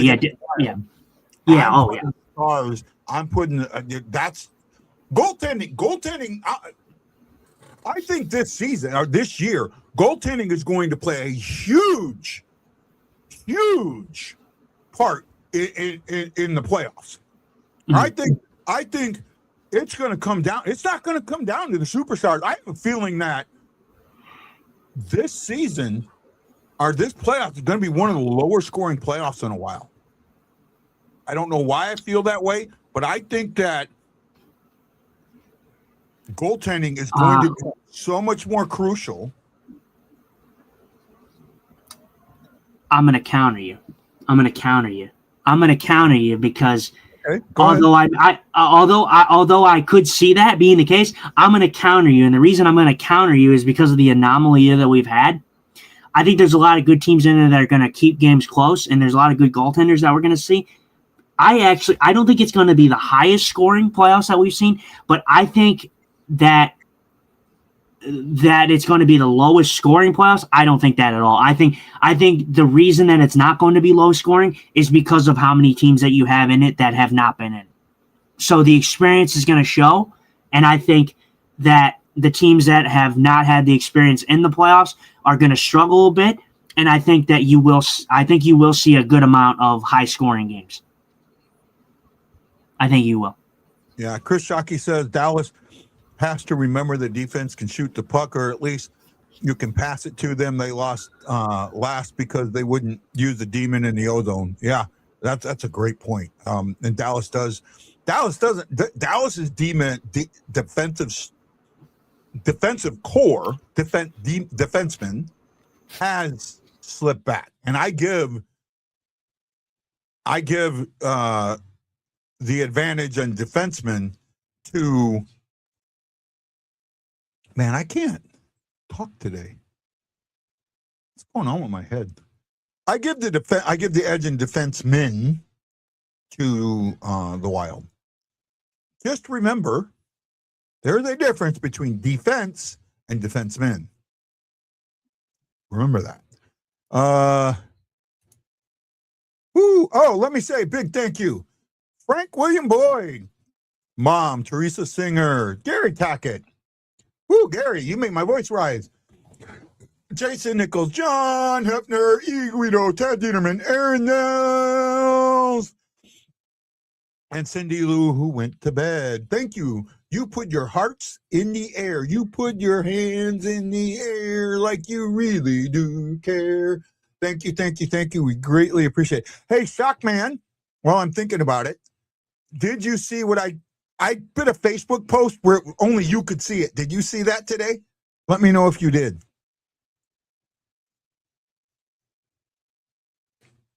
I have a Facebook post that should be only you can see it.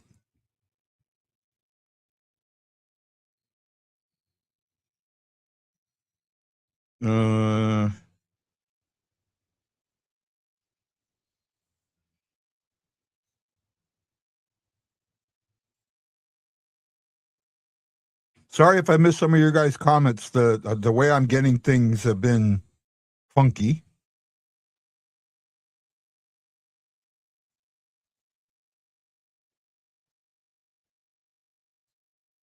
I really appreciate you guys, man. Well, this is an abs person. Nope. I don't know. Can't tell. Eli Chapman. Who's that? That name sounds familiar. Well, he's one of my friends. Okay. Justin should be back shortly. Not that I know of. Check. Go to my Facebook page and see if it comes up. Oh, game's back on. 1:30 to go in the power play. Got to kill this. Got it. This is a huge kill with fresh ice. Huge kill. Oh, nice. Who do you fear more between Wedgwood and Blackwood for the Avs net?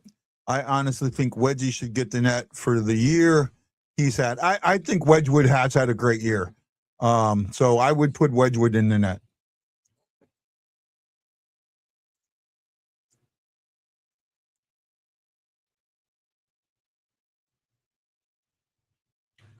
Well, 56 seconds to go on that power play. Man, I'll tell you what. God damn, dude. Why are you so goddamn far ahead of me, dude? That's ridiculous. You're like 15, 20 seconds ahead of me. That doesn't do anything for me. It's got. Well, you're watching on the app, right? You're streaming it. I'm on the channel. It didn't pop up on the ESPN app for me. It was there and then it wasn't. So you're watching. So now I'm on the ESPN. So you're watching on cable too? Yeah, I'm watching. I'm not on cable. We don't have cable. I have the ESP. I have the Spectrum app, but I'm on the app or whatever. Yeah, watching that on might be why. That's why you're delayed. Good block. Good chip there.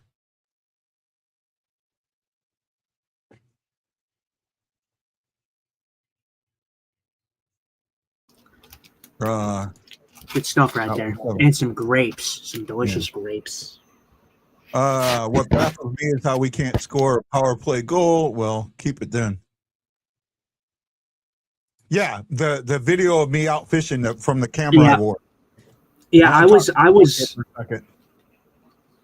Sorry, man. No, me and Shock was. While you were gone, I'd asked Shock a question about a video I put up that I made just for him to see.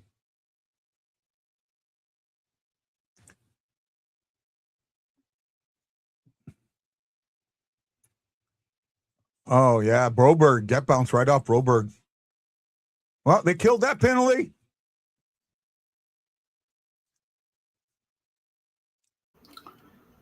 Yeah, shockingly enough, the Blues have played, or the Avalanche, on the other hand, they've struggled on the power play, and that's shocking considering how good of a season that they've had. Guys they got, yeah, that is shocking. Yeah, they're in a similar spot. I think the Blues actually had a .3 edge on Colorado on the power play, which is crazy to think about because the Blues power play is anemic. Do you know why their power play is probably as bad as it is? Too many. That's too many Chiefs. Too many pucks. Not enough. Too many shooters and not enough pucks to go around. That creates an issue because now you don't want to be selfish, so you're passing, and you're not getting it. Red Bear said struggled. We're absolutely trash. I would be sending a white spinner with chartreuse trailer or a black and blue chatterbait. I might have the white spinner, but I don't know how to tie it. That's the problem with the spinner. because you got to tie that so it doesn't slip. I don't have an O-ring to put on it to keep it from slipping.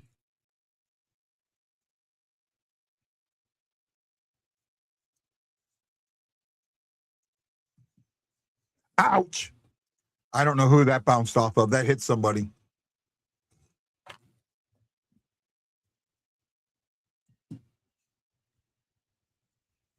Oh, that's not good.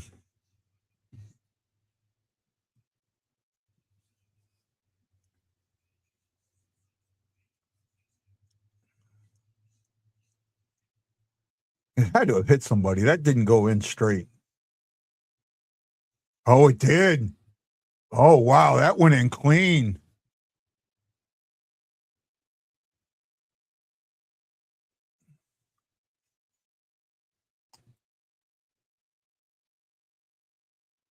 I thought that tipped something. I guess it didn't. I guess it went in clean.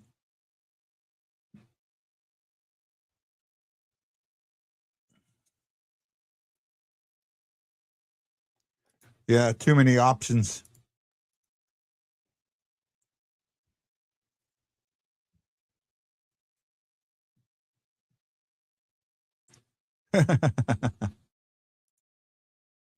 Well, let's see if we can play from behind a little bit and get it back. Get the answer. That's what's important. You give up the goal, get the answer.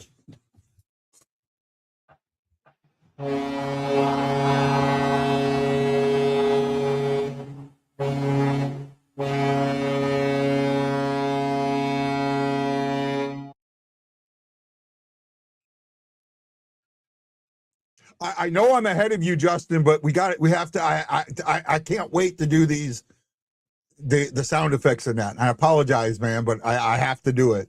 I know it. I know it can be upsetting. Trust me. You okay? Boy, talk about talking. Didn't I just say that? I just said we need the answer.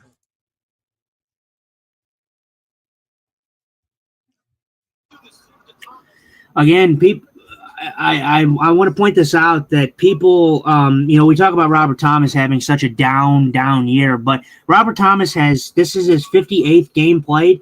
He's missed significant time, and he is on the verge of having a 60-point season. So, with that limited amount of games. So, realistically, I don't know. I know, and that's his. He has 2 points. He has 2 points or 2 goals in this game. He will have 56 points if that stands out, or if he gets more points here. So he'll have 56 at the end of this night if he stays where he's at right now. So he's on the verge of having 60 points, and this is only his 58th game of the season. Yeah. So really, realistically, how bad of a season is Robert Thomas actually having? Yeah. I mean, if he has another, I mean, statistically, I mean, he really has a chance to have another. That'll be the third in a row, third point per game season in a row, right?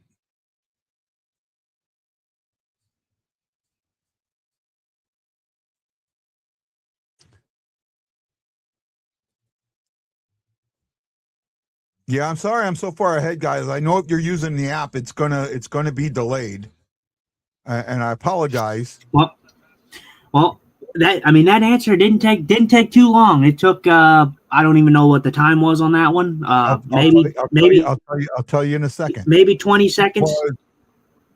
It was 29 seconds. Yeah, 29 seconds. So it did not take long. I knew as soon as, because I heard you talking, and as soon as you stopped talking, I'm like, oh, they scored. I couldn't get the buttons to work. Sorry.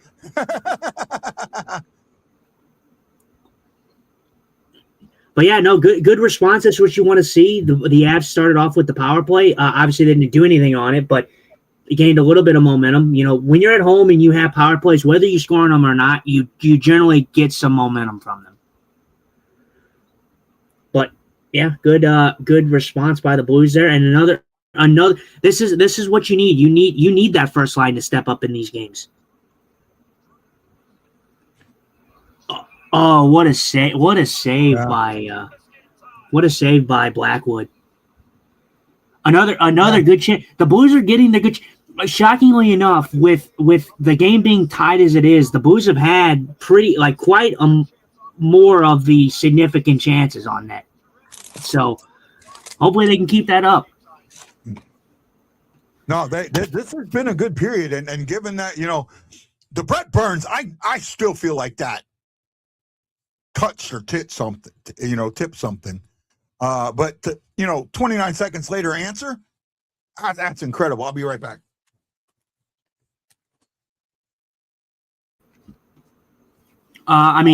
Brett Burns doing what Brett Burns does. Brett Burns is an elite veteran defenseman in this game. He's played the last time I believe he's missed a game. I don't know the date exactly, but 2013 was the last time Brett Burns has missed an NHL game. He has played 1,000 games consecutively in the NHL. That's not the record, though, right?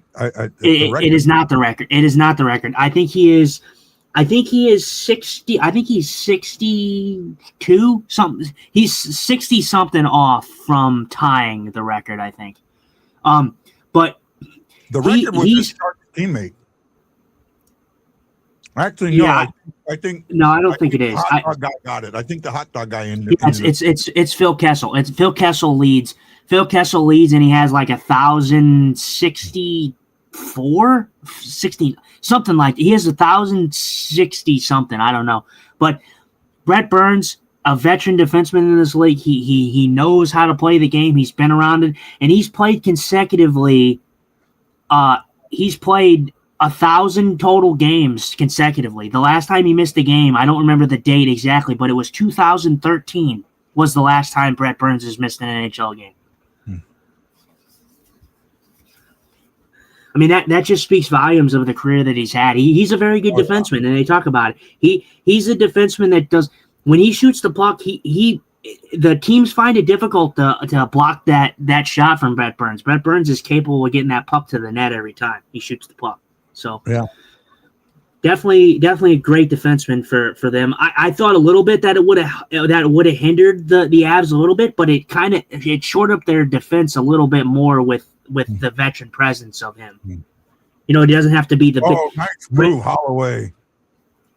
Brett Burns doesn't have to be the head honcho. He's not. And the Avs knew that. Like the Avs weren't bringing him in to be the head honcho. He was brought in to be the depth guy. Let's see what kind of move. Man, Dylan Holloway making some moves out here though. Telling you, I'm telling you, I've changed my tune a little bit, and I may get slack for this one. But after listening to so many podcasts, and and just mostly the ones that I usually listen to, the Last Minute Blues podcast, and Alex Ferrario and all them, and I think they do a fantastic job. I'm with those guys. I think Dylan Holloway, when he's healthy, he's shown that he's a valuable piece of this team. So in the end, I think the Blues should sign him long term. I think you give him. The cap's going up. I think you give him what he wants. Obviously, it may be a little bit of an overpay. I feel like you got to give it to him. I really do. When he's healthy, he's been a producer for this team. I'm almost 100% on board with. I'm not completely on board with. I think I want some insurance there. That's why I'd be willing to snag a year, right, or something. But he is definitely he is a guy. If we're going to win another cup, Dylan Holloway is going to be the guy that helps get you that cup, right? I mean, well, and you think about it, Dylan Holloway is what, 23, 24 years old, so he is still young. I mean, he's not even in his prime yet. So, if you continue to go with how Dylan Holloway is playing, and when he's healthy, he's an invaluable. How do you not call that? I haven't seen it yet. He's an invaluable piece to this team. Well, are you talking about Lindstein getting headlocked? Yeah, well, into the net. Oh, okay. I thought you were talking about Lindstein getting headlocked down the other side. Berggren gets an elbow. Berggren gets an elbow to the back. right? Yeah. I don't think you can hit a player in the back, can you? You're not supposed to be able to hit a player in the back. I don't think so, but I think in open ice, I think it's going to be a little bit harder to. I don't know. That's not really.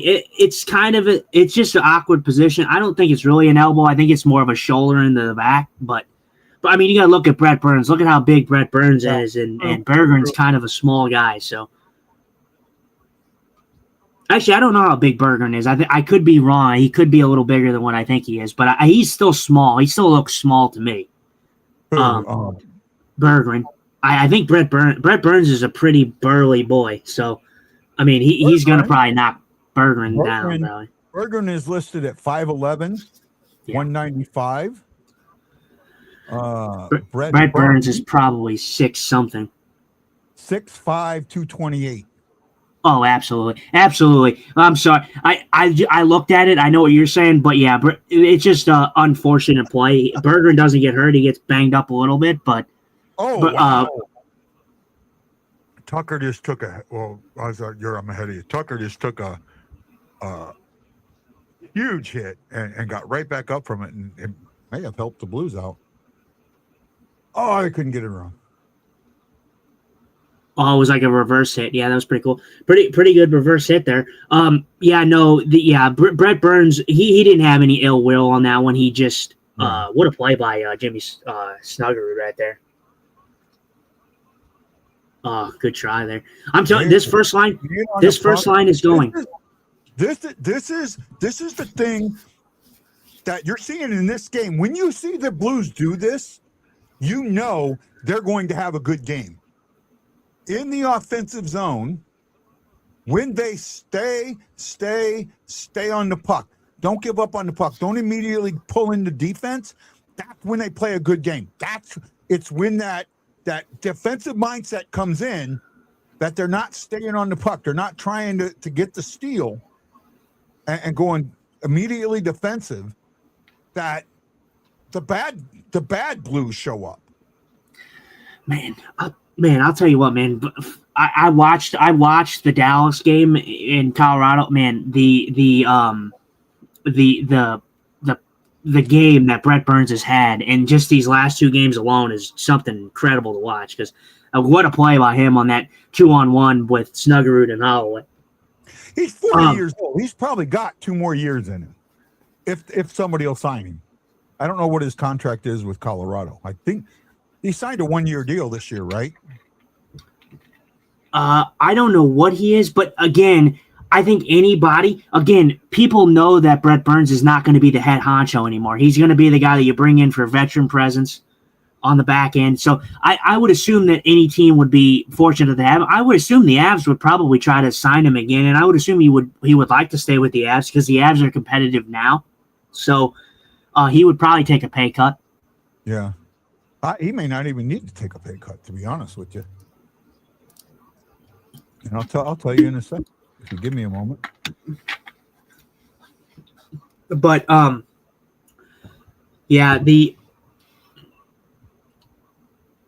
it's been a solid game. This is what I expected. Obviously, this is the type of matchup I expected.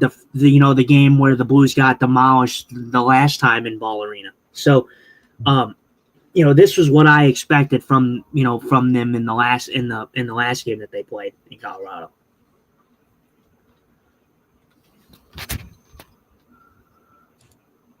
And you're seeing what you need from the top line, though.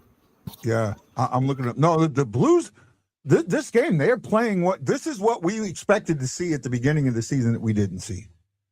Right?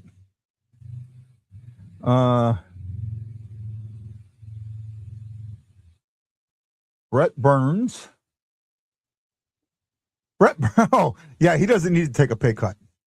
He's on a 1-year deal. Right? But he's only getting $1 million, but he has a huge performance bonus.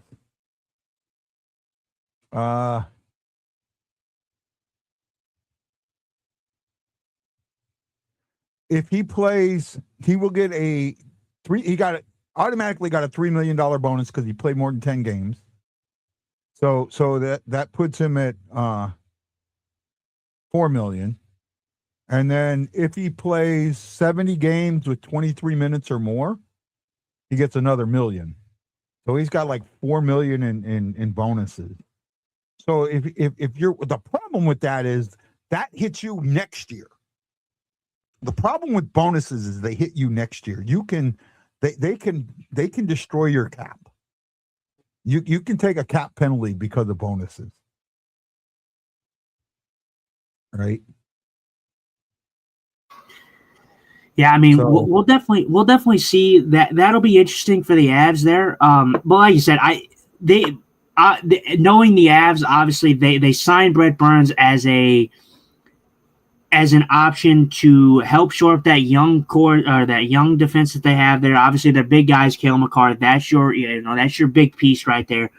You have Devon Taves. You have a couple guys on the back end, honestly, that I don't know too much about because Cale Makar really, and Devon Taves, they really take up the most portion of that defensive end right there.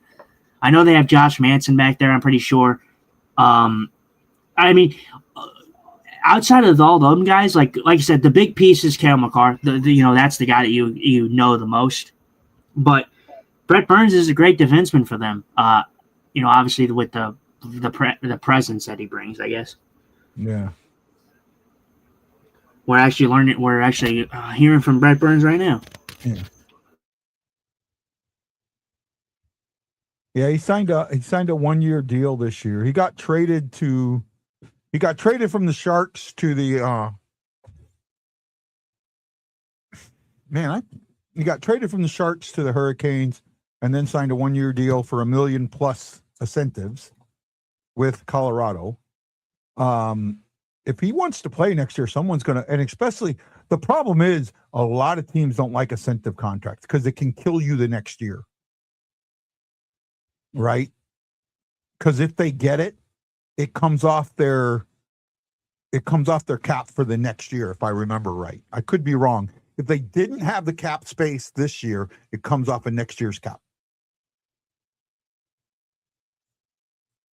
But it might come off next year's cap anyways. I don't remember. I know we took a performance bonus hit from one of our players this year. I forget who it was. Somebody had a performance. Oh, wow. No! Oh, what a glove. Wow, McKinnon, right down Broadway. Nobody there. And Hopper says, no, no, no, no, no. No, no, no, no, no.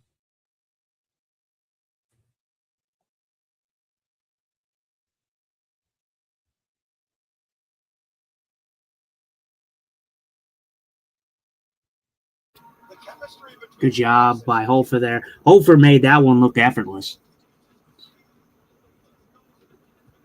I mean, that looked like it was just Hofer made that look like it was nothing. Hofer made that one look completely effortless. I mean, Nathan McKinnon, he's not as close as he probably could have been. Nathan McKinnon could have got closer, but he didn't. But Hofer just snagged that like it was nothing. Good save there. Still tie game. Yeah.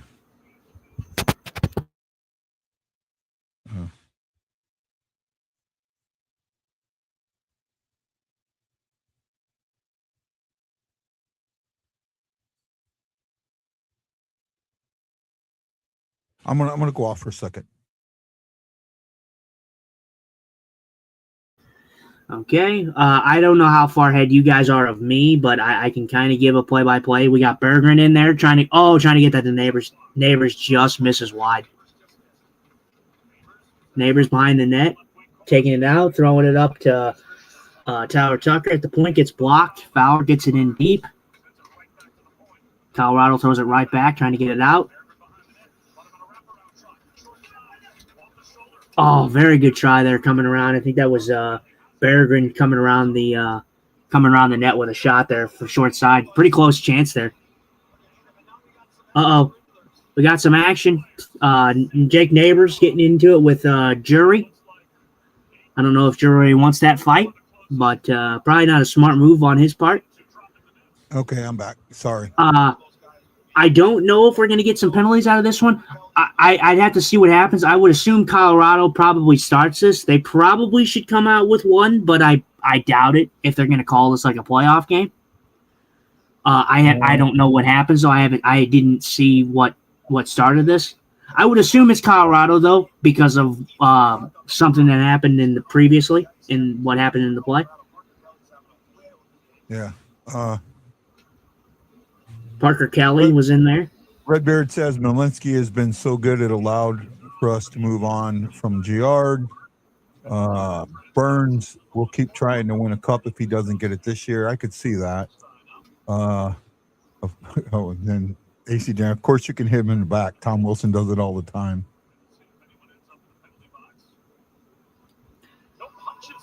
I don't know. The refs are kind of getting together. I don't know if they're going to have any penalties. Yeah, I don't think so.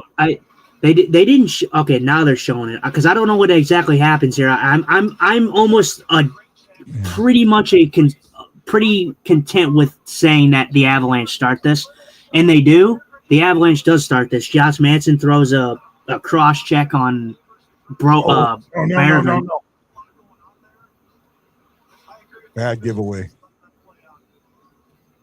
Yeah, Josh Manson starts this play. This altercation here. This should have been a penalty and a power play for the Blues, but.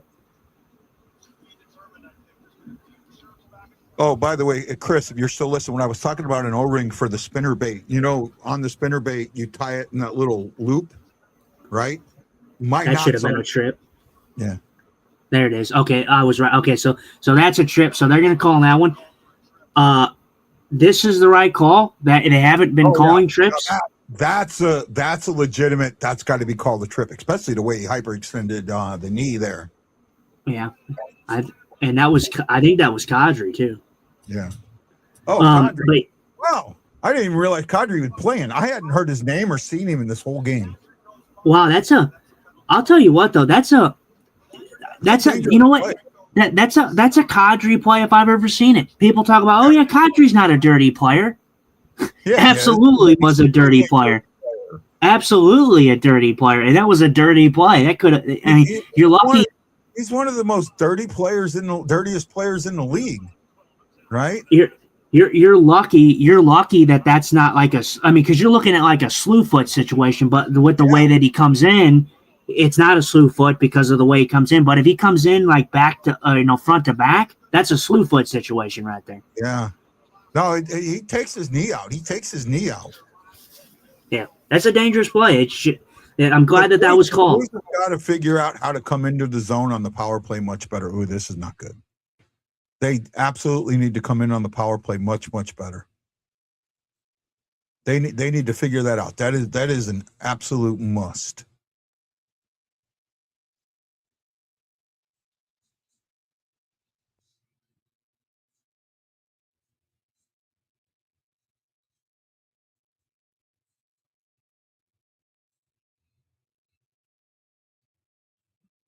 Oh, come on. What are you doing there? You once you get that puck, you cannot screw that up. You got to keep that puck. Shockey says there's the Kadri we know. And we've had 9 to 10 people watching us all night tonight. That's cool. That's good. I appreciate that. Absolutely. Thank you for your guys' support. Drop us a like, and if you like what you're hearing, and we definitely appreciate you guys being here. This is a Blues power play. I'm not surprised to see struggle against the Colorado team that on the other hand of contrary to belief that their power play doesn't look good, but their penalty killing is excellent. So with the Blues power play that's been pretty anemic to scoring, it's not surprising. Nice backdoor feed that just missed. Was just off. Definitely not surprising to see this team. Play. Oh, nice play, Hofer. Man, you talk about Hofer playing the puck. Hofer plays his puck. I'd like to see him do more of that. Get that long stretch pass out. I'd like to see him do more of that. Instead of playing the puck behind the net like he does, I'd like to see him get more of that stretch pass out, you know.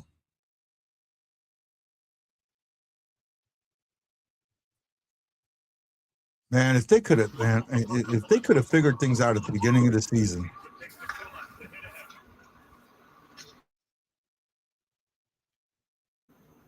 Well, and that's the thing. If that's what I'm saying, like if the Blues come in and they play like they have been playing in this stretch of hockey, Kadri mixing it up with Logan Mailloux trying to dribble. I just see. For me, I'm sorry, and I don't know if Redbeard's still here, bud, but like Kadri's a guy. Okay, well, Redbeard, Kadri's a guy I will never like, and I will never want Kadri on my team. Kadri is the definition of a weasel. That guy throws nothing but cheap hits, and then he goes to chirp, and he chirps the smallest guy on the ice. He has no backbone. I mean, absolutely none. That guy is a weasel to me. So, sorry, Redbeard, but not sorry. I don't like Kadri. So, but I don't think most Blues fans do like Kadri. So, yeah, I'm not a Kadri fan either. I will say,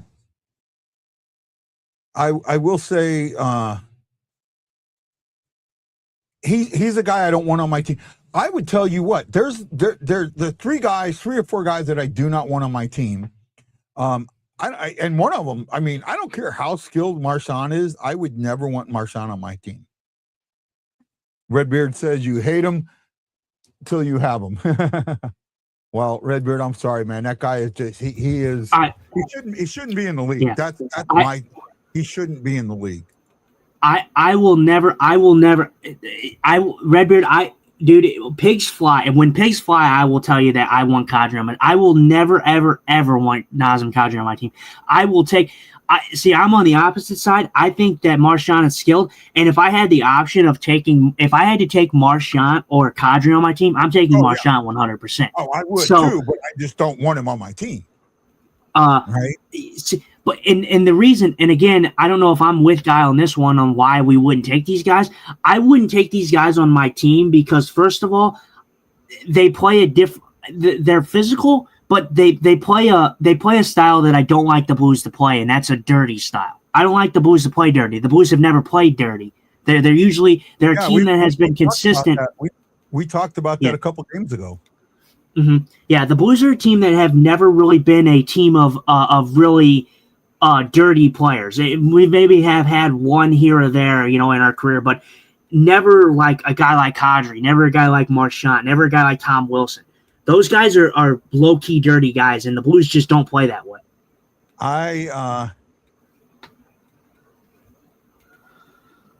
Would you take Tom Wilson? No, I would not take Tom Wilson. AC Jenner's guys like Marchand and Ben are skilled but pests. Guys like Wilson and Kadri are just pricks. Here's the thing with Marchand. He's good enough that he doesn't need to be like that. Yet he does, and he's known more for that. I mean, the face licking shit. Mm-hmm. Right? I mean, come on. Now, I will say, obviously, Marchand has gotten a little older, so he's kind of shorted up a little bit. He's kind of matured a little bit, but he still has that edge to his game a little bit. But yeah, I mean, the stuff back in, in the day when he was licking people's faces and just being a pet, and like, he sucker punched a goalie one time. I mean, that's the stuff I don't want on my team because, first of all, it sets a bad precedent. It gives your team your team is dirty. Ask about Reeves. I don't think Reeves was a dirty player. I don't think Reeves was a dirty player. Now, I could be wrong. I mean, I'm not a fan of Reeves. I'll say that straight up. I just think he's a goon, but I don't think he's a dirty player. Thomas. What happened there? Kyrou. Big puckitis there. Kyrou with that good shot in the slot there. Blues are getting their chances, and shockingly enough, this game is close in shots, but the Blues have had the better of the high scoring chances in this game. The Avs haven't really done much as for like getting in front of the net, like a few times here or there. They're big guys, but like a lot of their stuff has been from the outside. and shots from the point, trying to tip the puck. Oh, Holloway to Snugger. I'm telling you what, this first line is doing what you're even with me now. Oh, You am just I? had Holloway in that shot. You said it just as I saw it, so you might be a little ahead of me now. I don't know how that's possible because I was like 15, 20 seconds behind you, so I don't know how I caught up with you. Commercial break. Yeah, but we've had commercial breaks the whole time, and it hasn't caught up enough. No, so something caught up. I'm at 156 and counting, 156 and 153 and counting. No, you're way ahead of me, dude. You're way ahead of me. Way ahead of me, dude. So I don't know what you're talking about, but you're way ahead of me. Holloway had another good shot right as you said it. So. Yeah, no. My shot was from Snuggerud from Holloway. Yeah. Okay. Yeah, no. This first line is doing what you need the first line to do. You need them to show up in this type of game. If you're gonna have some lick of a chance, making a push. Holding on Parayko. Or no, Berggren. Berggren gets his second penalty. Let me see it. I haven't seen it yet. They're not, but they're okay. They're not calling this game bad. They are letting them play. And this was, I see. Yeah, I'm okay with this. Berggren's all over it. Gotta kill this. Another late power play. Gotta kill this. At least they won't have as much time in the period if we can kill this.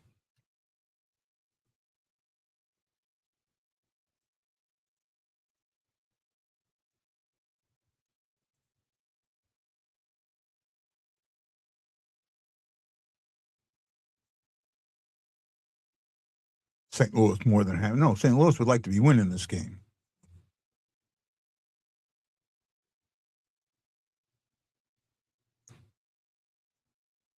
Wow. Well, Hofer's winning me over, bud. He's winning me over. I still want a veteran presence, at least for 1 year, but he is winning me over.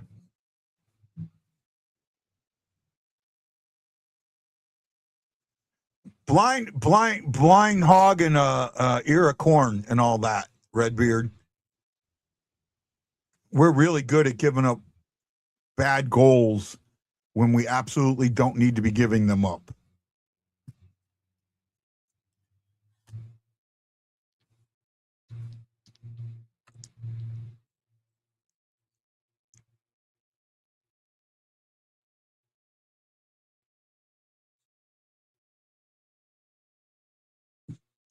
Got it cleared.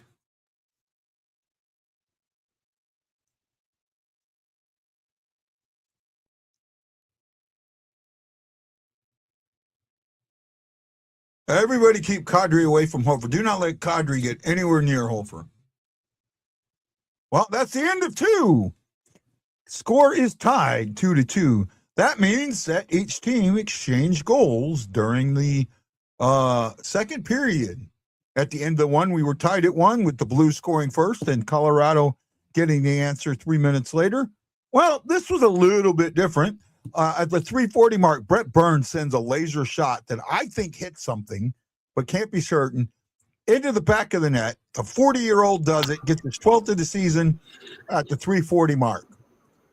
But not to be undone, 29 seconds later, yes, I said that. 29 seconds later, Holloway to Thomas, to back of the net. Thomas with 2 goals, now has 20 on the year. Holloway with his 23rd assist. Snuggerud gets his 24th assist. So right now, Thomas, Snuggerud, and Holloway all have 2 points tonight. Mm-hmm. Right? What you need, what you need in this type of game. You're playing the Avs. You need your big, you need your big line to show up, and they have.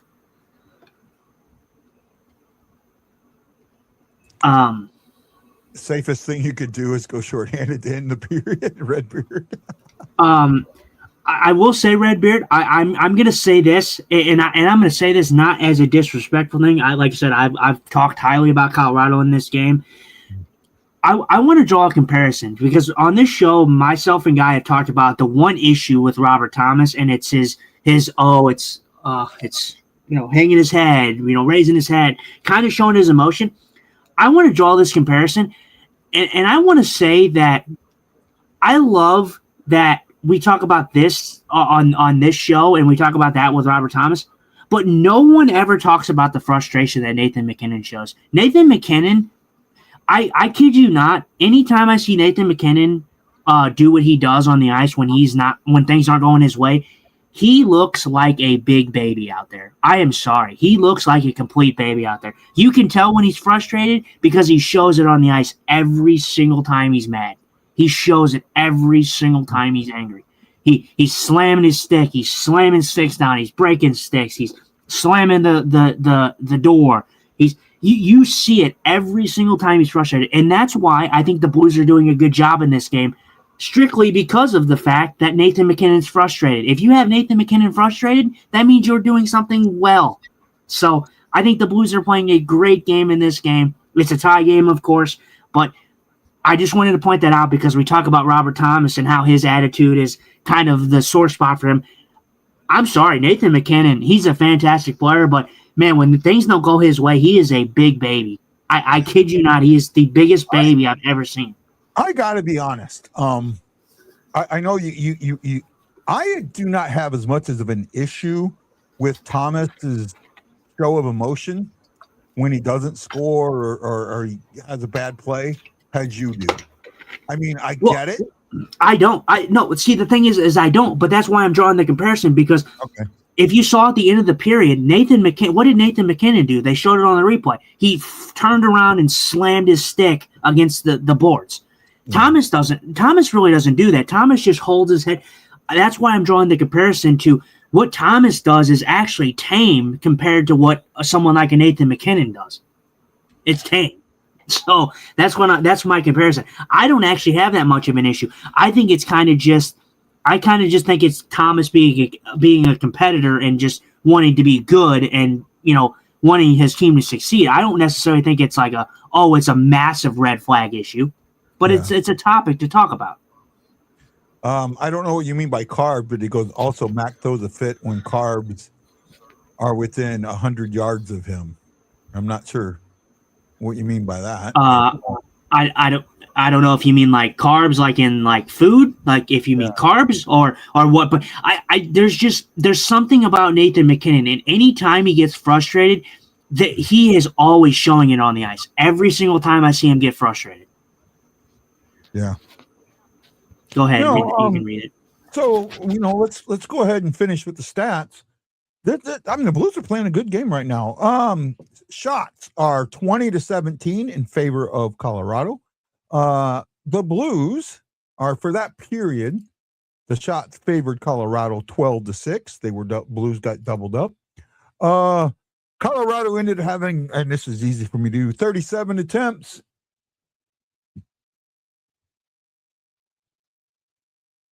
I had 15. And the Blues ended up with 32 attempts. Blues had 12 hits. Colorado had 9. Blues coughed the puck up 10 times. So did Colorado. Colorado took it away 4 times. Blues took it away 3. Blues went from blocking no shots to blocking 10. Colorado blocked 7. And faceoffs still favor the Blues, 17-14. 55% to 45%. Ryan Green, he who should not be named tonight, says, I love Berggren, especially in this game. Berggren is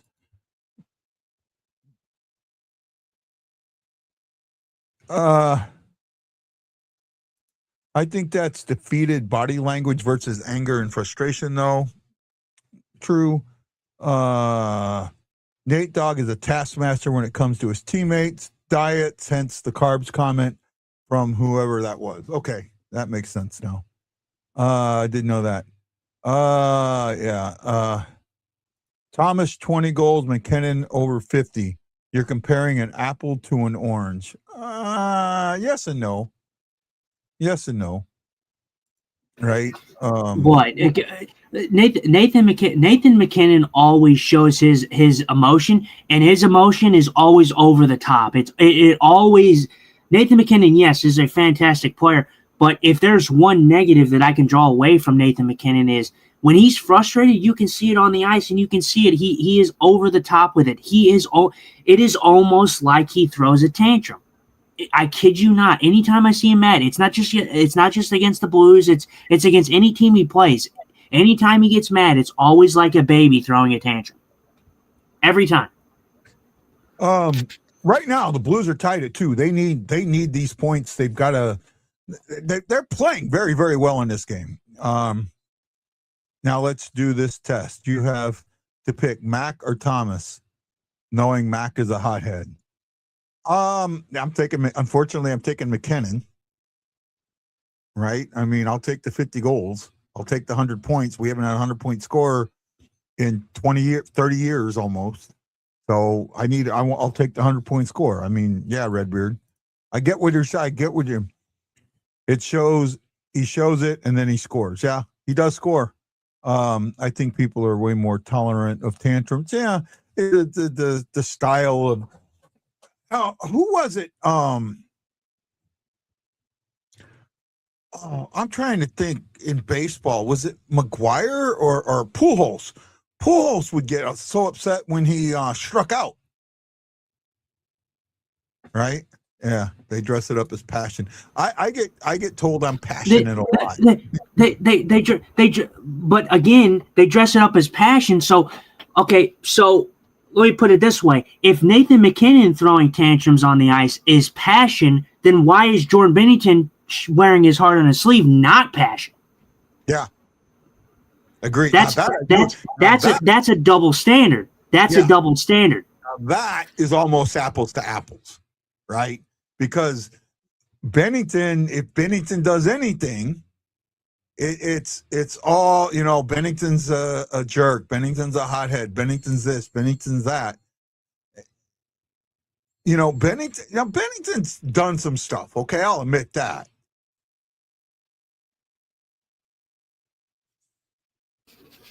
Oh, absolutely. I think he's done some stuff too that he shouldn't have done. But again, like I said, you can't sit here and say that, Nathan McKinnon's a 100-point guy, so what he does is okay, and that's passion. But Jordan Binnington wearing his heart on his sleeve is not passion. Makes no sense. It's a double standard.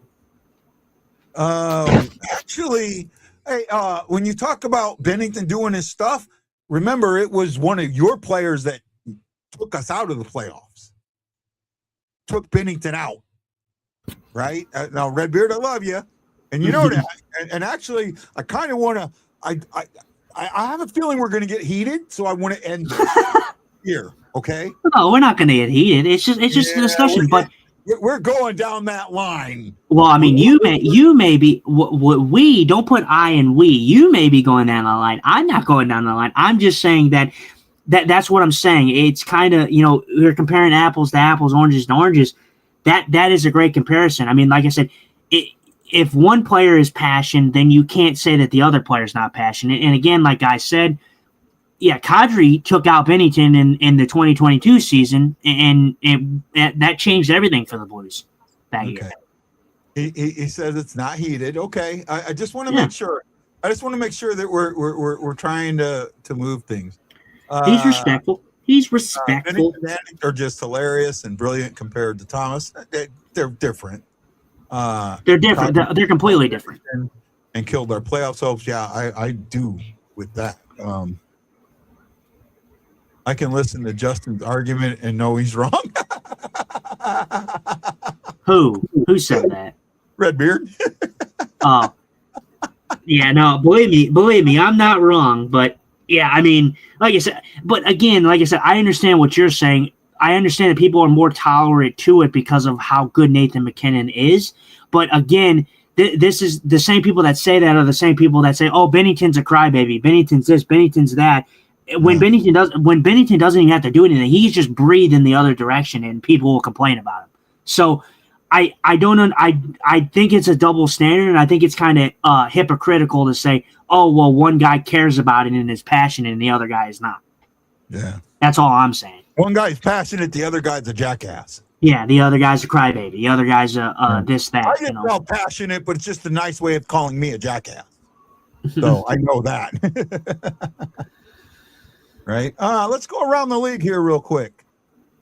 While we're there, let's check out the scoreboard. I think we might be the only game going on. Yes, we're the only game going on. Minnesota Wild took down the Detroit Red Wings 5-4 in regulation today. Penguins 5-2 over the Panthers. Man, hard to believe that the team that was going for a three-peat now won't even be playing in the playoff. Flyers 2-1 over Boston in OT. Ottawa doubles up the Hurricanes 6-3, pushing for that playoff spot. Devils blank the Canadiens 3-0, but the Canadiens get into the playoffs. And the Rangers showed some life and destroyed the Caps, who were playoff chasing 8-1 in the Inside Out cartoon game on ESPN. And this is crazy. The Minnesota Wild beat the Detroit Red Wings, but this game was crazy. Detroit was down 4-1 in this game, and Detroit came back in the third period and lost with 1 minute and 55 seconds left to a Kaprizov one-timer for a hat trick. So they just lost it with 1 minute and 55 seconds left. Detroit is collapsing as we know it, and we might be looking at another team with the Yzer plan falling short again. So it's interesting. Carolina still holds that. Carolina, we're looking at a thing where Carolina is being caught by the Sabres and the Lightning and Canadians are right there too with who's going to win the East as a whole, because Carolina is only 2 points ahead of the Lightning and 4 points ahead of the Canadians and the Sabres. So the Sabres, that I'll tell you what, game one of the Sabres, if they're not playing on the same day as the Blues, we may do that game. We may do that game just for the fun of doing it. If the Blues are out, we may do that. Yeah. You be cool with that? Yeah, I should be fine with that. I think we should still cover. Even if the Blues are not in, we should still cover the playoffs because it's still a hot topic. The Sabres is going to be a fun run. Obviously, we won't know who officially has made it until probably the end of the season. The last game. So it'll be interesting to see who actually does make it. I've never been so excited for I don't know what that is. If McKinnon takes over, it's going to be so glorious. I don't know what. I think he's talking about the third period. Can Snuggerud become a Kaprizov? I'd hope so. Second of a back-to-back. Okay. Second of a back-to-back. Well, it's a home and home, too. So that's the other thing. And right now, I think it's hurting. I think that the Avs haven't been able to play their game as much as they'd like, and the Blues are playing their game. I'll say this. The Avs, on paper, are a better team. And they've done it all season. They've played better all season. But at the moment, the Blues are playing better hockey, in my eyes. Yeah, I mean, the Blues have, like I said, the Blues have had the better of the chances in this game, the better of, I think, the overall play as for like a standpoint. I don't think anyone's really taken the cycle game at all. I don't think the cycle game's been there for either team, but I think the Blues have just had the better of the chances.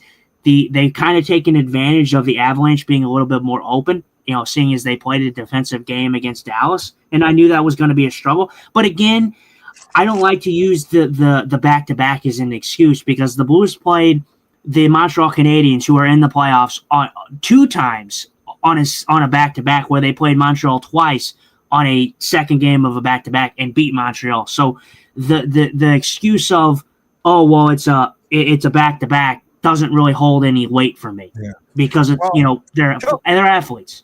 Kelsey asked a good question. What's the cycle game? Actually, I said, where's the cycle game? The cycle is the moving the puck around. You see when they're pass, when it's going around, looking for that lane, trying to get a passing lane or a shooting lane. That's what the cycle is. And in fact, the next time that they get on a cycle, Kelsey, we'll say something. So you kind of know what a cycle is. Remind me, Justin, is on a cycle. Yeah, the cycle is a gameplay factor where teams try to work it on the outside and they make teams kind of chase around, and it opens up passing. It opens up passing lanes. It opens up shooting lanes. When you cycle and you cycle well, you're mostly looking from the outside to work in to get to the inside. So you're wearing teams down because it allows that team that's cycling to just control the play, but it allows the team that's getting cycled on to not change, to not get off for line change. So it makes them tired. We'll definitely mention that, Kelsey, if we run into a cycle situation. But it hasn't happened in this game. Like, there hasn't been much cycle. And that's why I thought originally I read it as, where's the cycle game? Just looking at it. Well, and it's what I was going to say is, because of the way Colorado plays, it kind of takes the cycle out there. They want to be very fast. And if you do go into a cycle, they are good at breaking it up and going, getting a breakaway, getting the odd man break. So you don't play the cycle as much against Colorado as you do other teams. The cycle that you do against Colorado is more of a down low, get the puck staying back underneath, so you're not having that high up in the blue line cycle where you take that chance. So you'll see more of the passing below the circles. Yeah, you want to play a behind the goal line cycle with the Avs, because the Avs don't tend to cover down low as much. The Avs, like I said, the Avs want to play fast. The Avs want to play quick in transition. So when you try to implement the defense into the offense, at the blue line, the Avs are going to be jumping at the Blues at the blue line, which allows them, if they turn the puck over, that you're giving up odd man breaks, and you don't want that to happen. So you want to play down low. When you're on the power play, you're going to get a lot of cycling, and that's what you were seeing there. Was on a power play, you see a lot of cycling. Yeah, right. At least you should, and you should see movement. The Blues sometimes don't have enough movement. They seem to be pretty stagnant in the zone and don't move. You need to have cycle, but you need to move as well. All right. Agree. Dump and chase and physical hockey is our kryptonite. All right. Yeah. Keep them off the cycle. Yeah. So against the Avs, you want to play an abbreviated kind of cycle. Yeah. You want to play the goal line cycle. Like, play behind.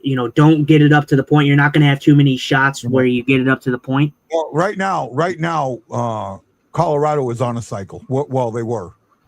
That was an abbreviated cycle, right? Well, they killed that. Avalanche are plus 41 goal differential in the third. Well, I mean, they're an amazing offensive team, but they also, can give up a lot of goals. I don't know what their goals against, but I think it's not super high, but it's up there. It's not super high, but the thing is the Avs are in the same position as the Edmonton Oilers. They score a lot of goals, but they give up a lot as well. And the fact of the matter is you don't have to really cycle. That one in the back of the net. Oh, I thought Holloway nailed that. Wow. The fact of the matter is you don't really have to cycle against Colorado. You just have to play a quick enough game to where you can get them to make mistakes. Kelsey says that was a great breakdown of the cycle, why we're not seeing it, and why we might not want to see it. Thanks. Well, we appreciate that, Kelsey. And I think even Redbeard agreed with how we broke that down. I really do. I think Redbeard agreed with that. Yeah, I mean, and like I said, and it's no disrespect to Redbeard. It's no disrespect to how Colorado plays. And I've said it before, and I'll say it now, even that you're here and you're an Avs fan. Cale Makar is a fantastic defenseman. Cale Makar is an offensive guy. Yeah. The Avs do not make their money playing defense. That's not where they make their money. Right now? Isn't McCarr injured right now? Yeah. McCarr's injured right now, but I'm just saying that the money that you earn from the Avs is not from their defensive ability. It's for their offensive ability. The Avs struggle defensively, and it shows with how many goals that they actually do allow and the fact that they have to score so many goals to win games. Yeah. And that's not a disrespect, but I'm He says the Avs have the lowest GA in the Western Conference. offensively, fantastic. Defensively, could use some work.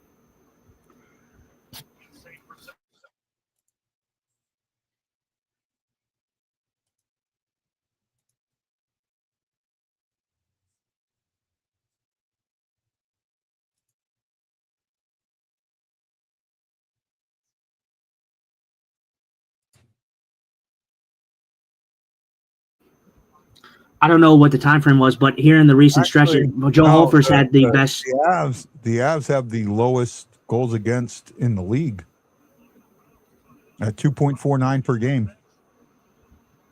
What's happening here? Are we going on the penalty killing? I think we're going on the. Oh my God! Come on, you're dude. Give me a calling that on break. Finley? Oh my goodness.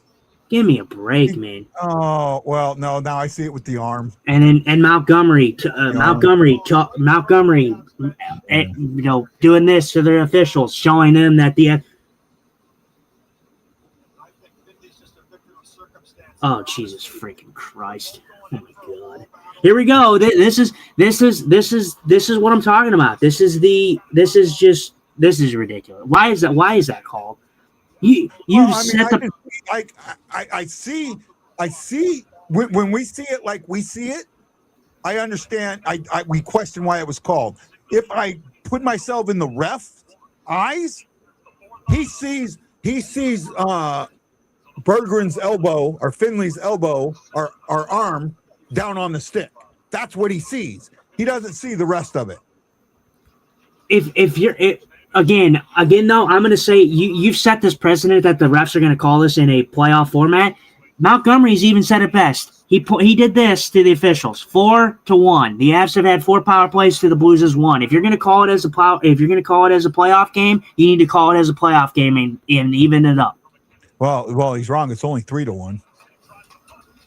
Well, I don't know what it was, but whatever it was, the announcers said it too. So there must be wrong too. So, but whatever, it doesn't matter. The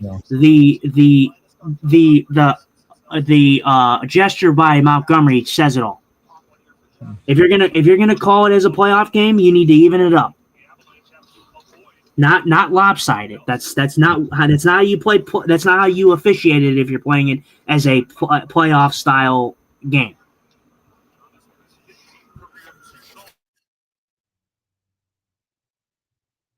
So this what you're seeing from the Avs right now is a cycle, Kelsey. This is a cycle. And you'll see it on the power play, obviously, because it's 5-on-4. But what they're doing, this is the cycle, and you want to do that during when you're 5-on-5. Oh, Colorado's going back. We're getting some. We're getting a power play. 4-on-4 for 6 seconds, and then a power play.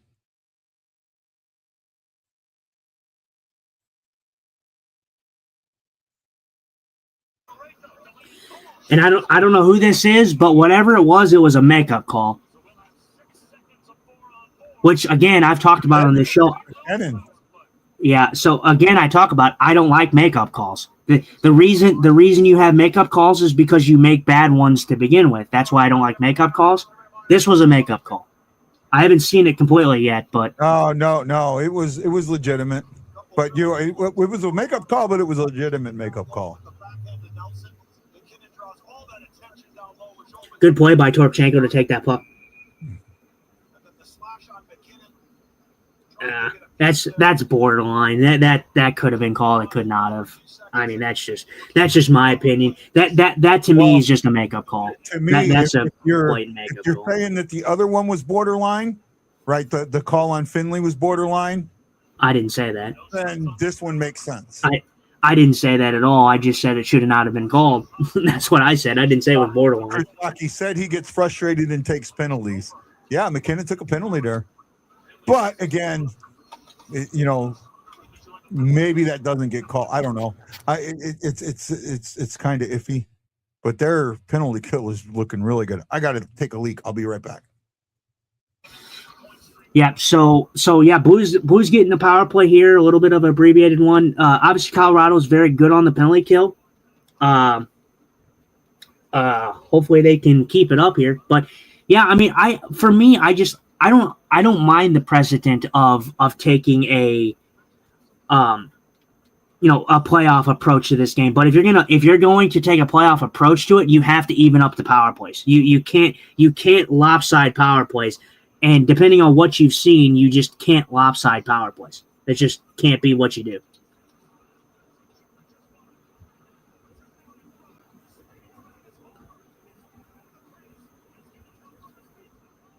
Yeah, Holford trying to get back to the net. What are they doing? I'm back. Okay, so Holford lost his escape light. I don't understand why. So I had to see this again, but this was just complete chaos just in front of the net here.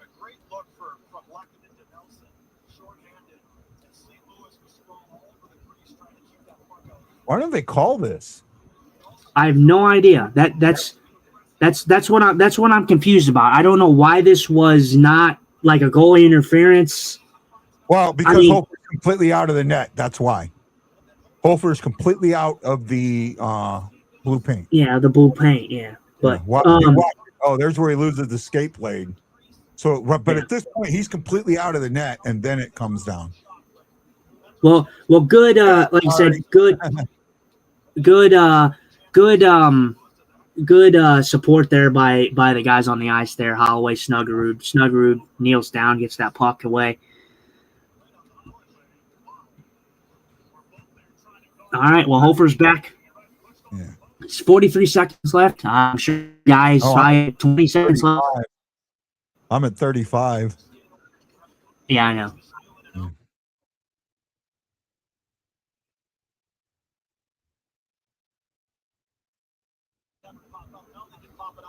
Colorado, man, on the penalty, they just collapse so quick, and it surprises me that with them collapsing so quick that they don't find the lane. Right? If they're going to collapse that quick, you got to find that lane. You got to find that hole. Maybe one more quick rush. Oh, now that should be a penalty. They've talked about that. Where the goalie knocks the net off.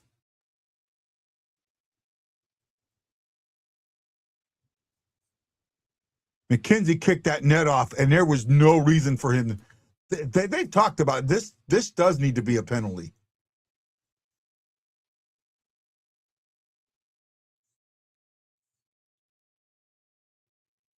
There were some goalies, the bigger guys, they get their shoulders back and they lift their shoulders up to take the net off the mooring. I mean, I get it's happened, but like, obviously, I don't know how forceful he goes in. I mean, first of all, he doesn't have to forcefully chuck himself into the side of the net like that. So, I mean, I guess it could be on purpose, but like, the Blues weren't gaining any type of momentum. I just don't really understand why.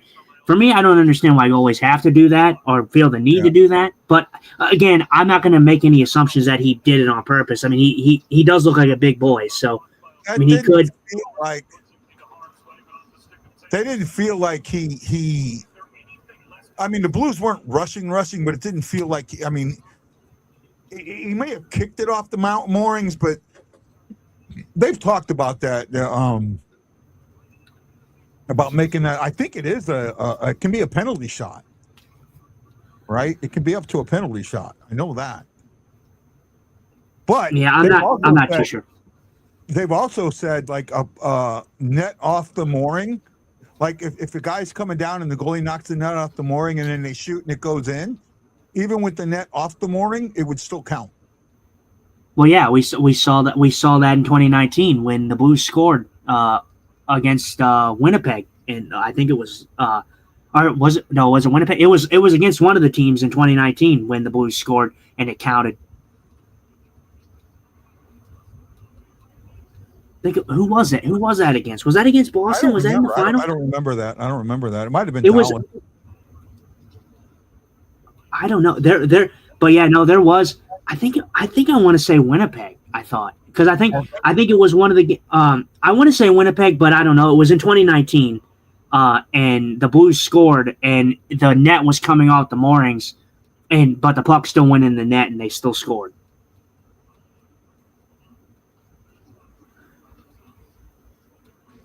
It is, if it's blatant, sliding into it wouldn't count as that. But it didn't look like he slid into it. It looked like he kicked off it. Right? Like he kicked back off it, not that he slid into it.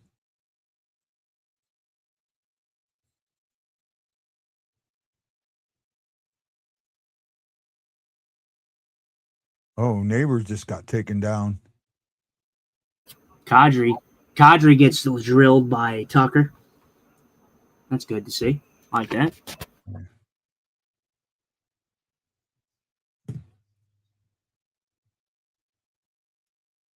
If anything, extend the pegs lower to remove that and avoid people. Well, if you extend it lower, that means that, well, I don't know, the high part, maybe. The purpose of that is for, if somebody comes crashing into the net.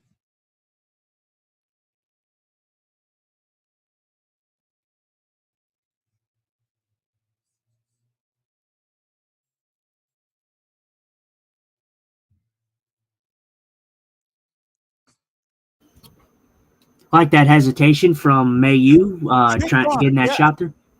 Well, I guess I don't know. I mean, just the way I looked at it, the way it happened, it just felt like it shouldn't have happened at that moment. That's the way I looked at it. I could be wrong. I admit that. 11:27 remaining, almost halfway. Logan Mayu making that great poise at the blue line, getting that shot through. That was a good shot by him. Oh, Brett Burns? No, Logan Mayu, who toe dragged and shot the puck. Shots this period are 5-1 in favor of the Blues. They are now for the game 23-22. Yep, it's been a close shooting affair most nights. The Blues had the edge in the shots in the first. The Avs had the edge in the shots in the second, and the Blues have it right now in the third. So it's been a back and forth period. This should go either way. For me, it's smelling like an overtime game, but I could be wrong. I don't think you're going to stop people crashing the net, and if you lower the pegs, people are going to get hurt. Right? I'd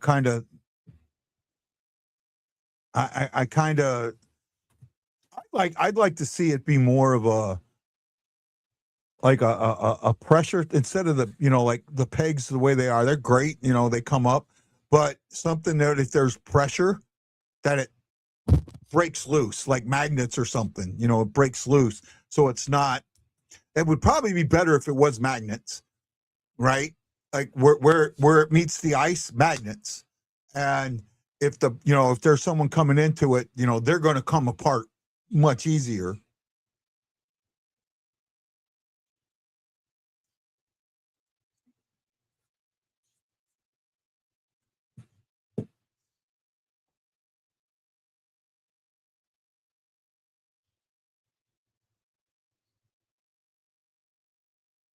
Yeah, but how many times you guys get hurt because somebody else pushed them into the net?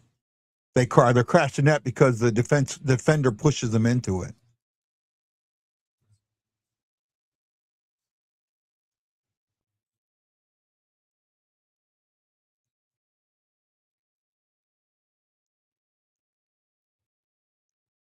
I didn't know they used magnets, E.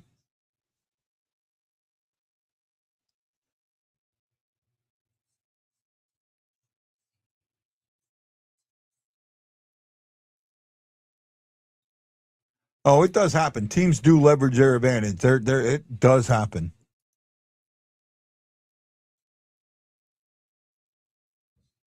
Bends at the net and pops off. Okay.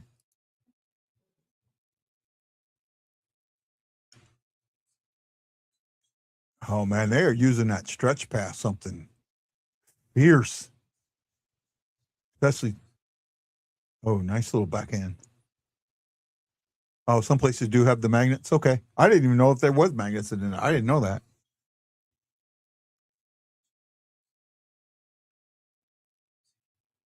I'm telling you, his goatee, other than because I don't have the middle piece, because I keep that clean for the most part, his goatee looks like mine. It's white down here and it's darker up top, though mine isn't as dark as it used to be. I'm kind of liking that. Well, it's not Bennington in the net, so I don't know how Bennington played that puck.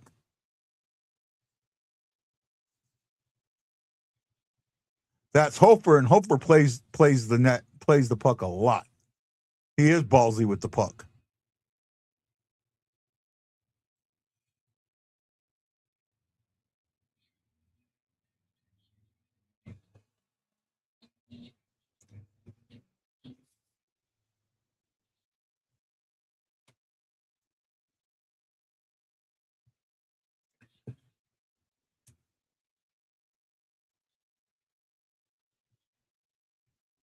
Tell you what, if I was Montgomery, I'd make him stay in a hotel in St. Louis tomorrow.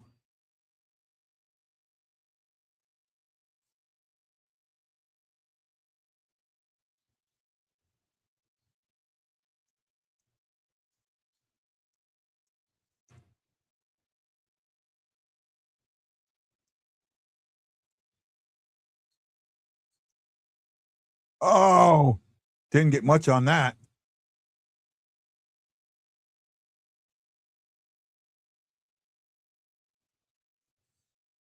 Oh, man, they're all over this puck.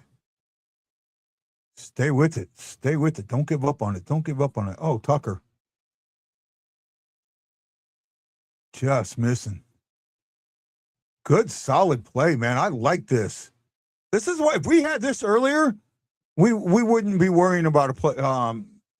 We'd be in the playoffs. If we played like this in the beginning of the season like we are now, we'd be in the playoffs. Oh, we'd be in Minnesota. Yeah. This I wouldn't go too far ahead of it, but if the Blues played like this the whole season at the start of the season, yeah, the Blues would at least be securely in that first wild card spot. Yes. I mean, there's no, and again, you're tied 2-2. Well, here's the thing. It feels like they're playing. They know they have to win, and they're playing to win, but there's no defensive mindset. Even at 2-2, you can see. Oh, man. Delayed penalty calling up.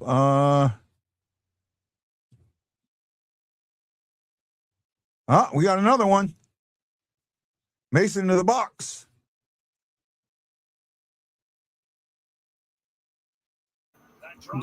Josh Manson. Ryan, I don't think that they think they can lollygag the first half of the year. I think that there was a lot of things going on. Again, I think first half of the year, I think what changed was getting out of the defensive mindset and taking guys away that were more defensive players. Think about some of the guys that they took away. Right? Think about some of the guys that have been taken away. We had a bunch of injuries beginning of the year too, but you had Fabry, more of a defensive player. You had Joseph, a defensive player. Letty. Well, no, Letty was not Letty.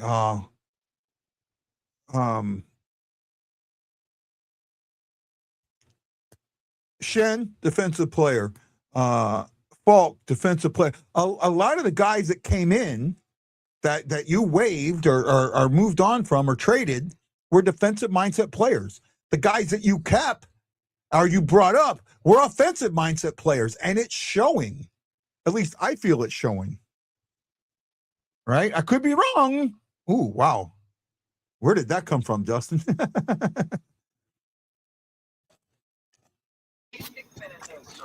What? My voice went up like 4 octaves. Oh, I have no idea. Ooh, that's like the second time that's happened. I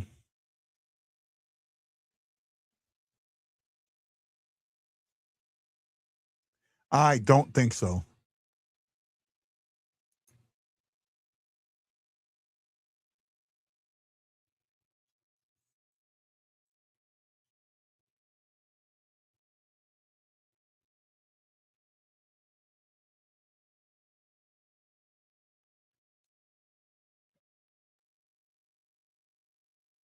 Oh, first I thought he was saying he didn't like the call, and he's turned around and said he liked the call.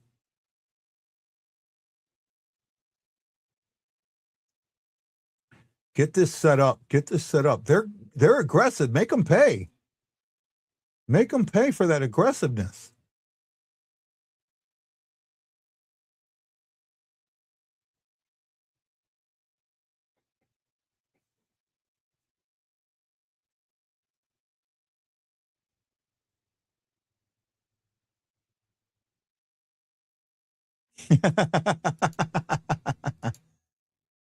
It was a fair call. Yeah, I thought it was.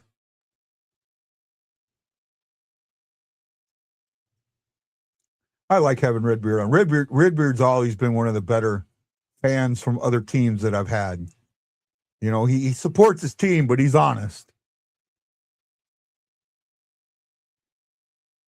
Oh, right there. Snoogie didn't see it. Snoogie sees it. We're up 3-2.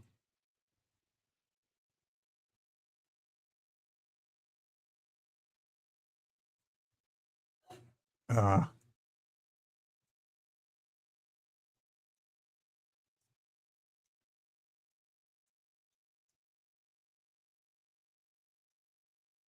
25 seconds left on the power play.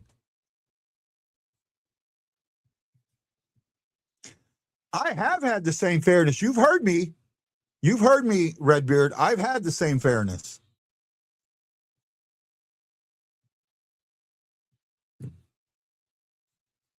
They use pegs that are designed to be flexible and come out easily. Full strength. Mason out of the box.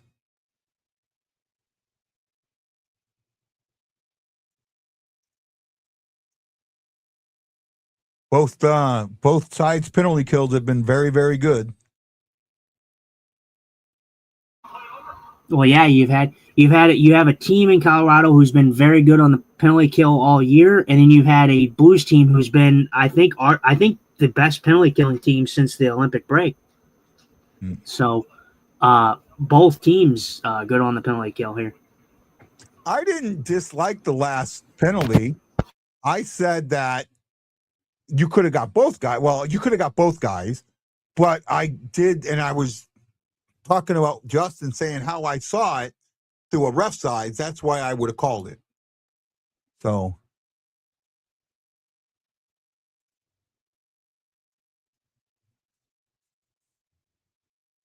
I said I saw his hand did. Right? That was Justin that didn't like the last penalty.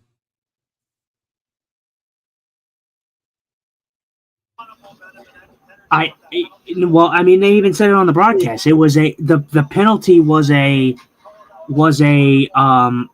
unfortunate one because Finley found himself just in a wrong situation in a wrong time situation. I mean, first of all, Finley gets taken down, and then you definitely could have called both guys. My issue is we've established. Guy talked about it in the first period that if you're going to call this game as a playoff game, then the power play should not be lopsided. They should be even. Well, if you felt to have Lieutenant, I try not to, bud. You know that. Oh, wow. He's saying that you were fair with it, but I wasn't. And okay, I don't think so, but I'll take your word for it there, Redbird, and I apologize that I wasn't. I was talking about the first penalty though that was called, like the Nathan McKinnon one. That one should have that should have been called both. Both guys should have went for that. Yeah.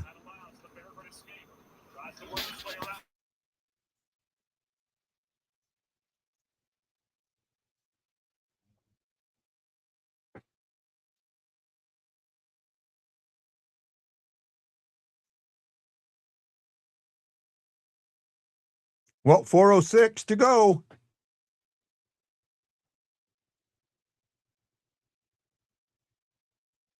Oh man, I do not want to go to overtime with this team against this team.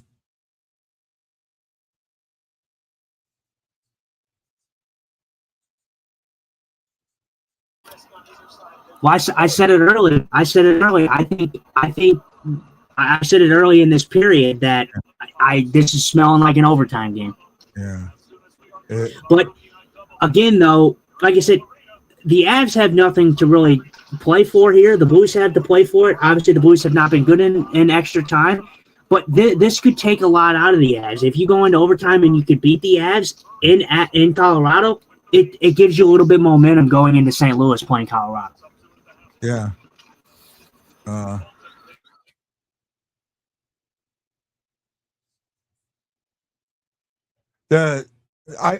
mean, 3-on-3, and I like 3-on-3. I've said this before, but it favors skilled teams. And Colorado is probably one of the most skilled teams out there. They hate the ESPN scoreboard and the lack of info in national games. Yeah, it does make it harder. I try and get, that's why with the score sheet that I have and the stat pack I have, I try and give you as much information as I can. If you have questions, let me know and I'll try and answer them for you, Kelsey. You know that again, national broadcast. I hate to say it, national broadcasts are not made for stats, information, logical. National broadcasts are narratives. That's exactly what national broadcasts are. They're narratives. And again, I talked about this. The narrative changes when the league or whoever, when they're talking about this game and they're talking about the favorite team that they want to see succeed, that narrative will be spun. If that narrative is not there, like it isn't in this game where the Blues are actually playing competitive in this game, the narrative has to change. So they have to change it. It's not just the Blues. It's any team that you watch that the national broadcast may not favor. The teams that they favor are the Chicagos, the Edmonton Oilers, the Colorado Avalanche. It's the high-powered teams. It's the market teams that they favor. So if those teams are not winning games or dominating games, they have to change the narrative on the fly. That's why you see a lot of the times that they're not prepared. No, the Avs are favored in national broadcast because of Colorado's one of the better markets. But he said, you guys really don't want to address our back-to-back and you're rested. I addressed it at the beginning. Oh, well, you probably weren't here at the beginning. I addressed it at the beginning. I said that Colorado had a very tough game yesterday with Dallas and that you have to take advantage of them tonight. And for the most part, the Blues have. Now, Colorado's got the weapons, the bullets, the bullets in the gun to again, I'm going to spin this. I'm going to spin this in a different way.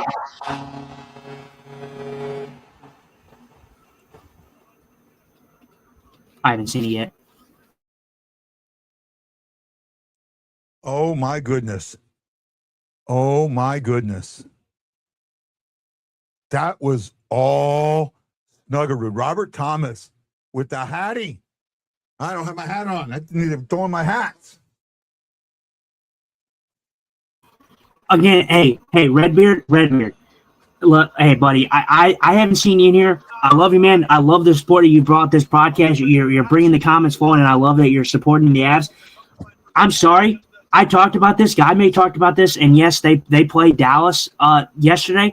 But it at this point in the game, the Colorado Avalanche are the President's Trophy winners as of right now.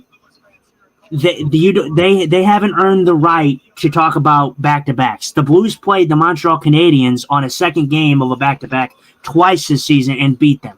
So there's no excuse for back-to-backs anymore. I think I get what he's saying. I get what he's saying. I get what he's saying too. But I'm just saying that if Colorado is a high-powered team, at some point back-to-backs, these guys are all superstars. I talk about it too. Back-to-backs are tough, but they're superstars. That's what they're paid money to do. Yeah. That was all Snuggerud. Oh my goodness. Wow, that's Snuggerud track, but that was all Snuggerud. Snuggy play. All right. Entire play was all Snuggerud. Hey, Trade. Hi, how you doing? Justin froze for a second. Snuggerud, 3 assists tonight, career high. Holloway, 3 assists tonight. 9 points from that line. 9 points. Am I good now? Yeah, you're good. Snuggerud absolutely disguised that play to no end. That was incredible, dude. Snuggerud to Thomas. Again, magic, man. I mean, Snuggerud absolutely disguised this play. There was no chance on this one for Snuggerud, or for the goalie. Oh, yeah. Blackwood had no chance. That was that toe drag, the way he brings that puck back around and gets in the opening. You know, the goalie's got to take the shooter and, you know, backdoor feed right there.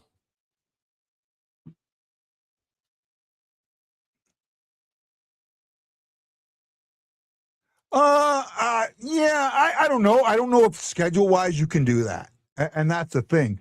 Again, they're already worried about the schedule stretching as long as it does. So they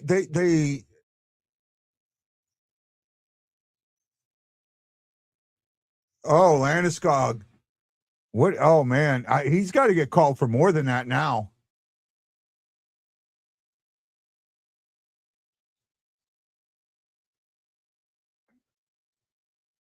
Oh, I missed this. Ryan Green said Thomas scoring won me 140 on my bet. Congratulations. Again. Absolute slash. How could you be upset with that? You broke his dick. Again, I say the Colorado Avalanche, when things do not go their way, are a bunch of babies. This is why I continue to say that giving superstars the edge and giving teams that are the good teams the edge isn't a good precedent, because it sets things like this up where teams and players are okay acting like children when they get called for stuff. Redbeard goes, I mean, us 4-on-5 is deadlier than us 5-on-4. And if they add teams, there will be more back-to-backs. Yeah. Again, like I said, this and Bednar's complaining about. Again, this is why I say this is setting a bad precedent, because when you give teams the benefit of the doubt like Colorado and you give them the edge and calls and all this, when things don't go their way, they cry like children. That's why it sets a bad example. I'm not going to go and call them criers or any of that. Yeah, I mean, that's going a little. That's exactly what he did. You're telling me right there that Landeskog didn't cry like a child right there? And he shouldn't have been, but that was absolutely a tantrum on his part. That guy is a veteran in this league doing that. I bet 155 the Blues would win. When Thomas scored, my bet value rose to 296, so I sold my bet for a profit before the Avs possibly tie the game. There you go.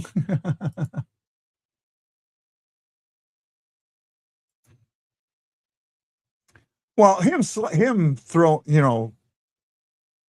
breaking his stick. I mean, it was an absolute slash. That's what it was. Oh, here we go again, talking about Colorado on the bench, screaming at the officials. Oh, that should have been a call. That should have been holding. Didn't we get extra for a couple of weeks ago for talking after a call? Yeah, we did. We did. Thomas. Thomas got a bench mark. That's why I say giving superstars the edge, although it has happened all throughout history and annals of time. Huh? He breaks his stick. I know. It absolutely was a penalty. But now they're saying that Malu's stick might have been broken or cracked before. I don't know. I thought it was flexed, but even if it was, it still doesn't matter. He hits the stick. That's a slash. I mean, hit the stick, and not only that, he did it up near the hands. But again, like I said, this is why I continue to say that it sets a bad example when you give teams and superstars the calls. And although it's happened throughout the annals of history of sports, it sets a bad example. We get an empty netter. Can Thomas get a fourth? Oh no, they pulled him back. But if they win the faceoff, he's going right out. Oh yeah, immediately going out.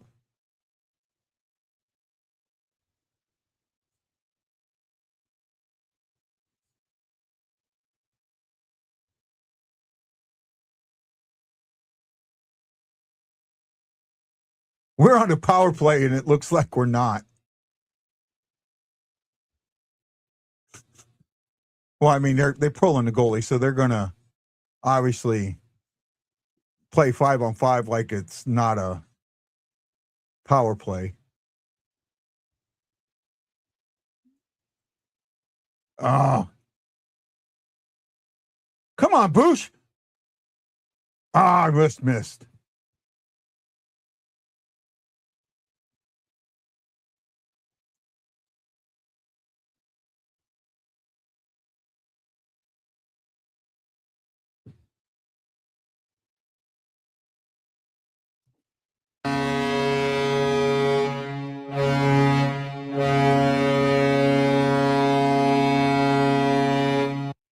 What a win for the Blues.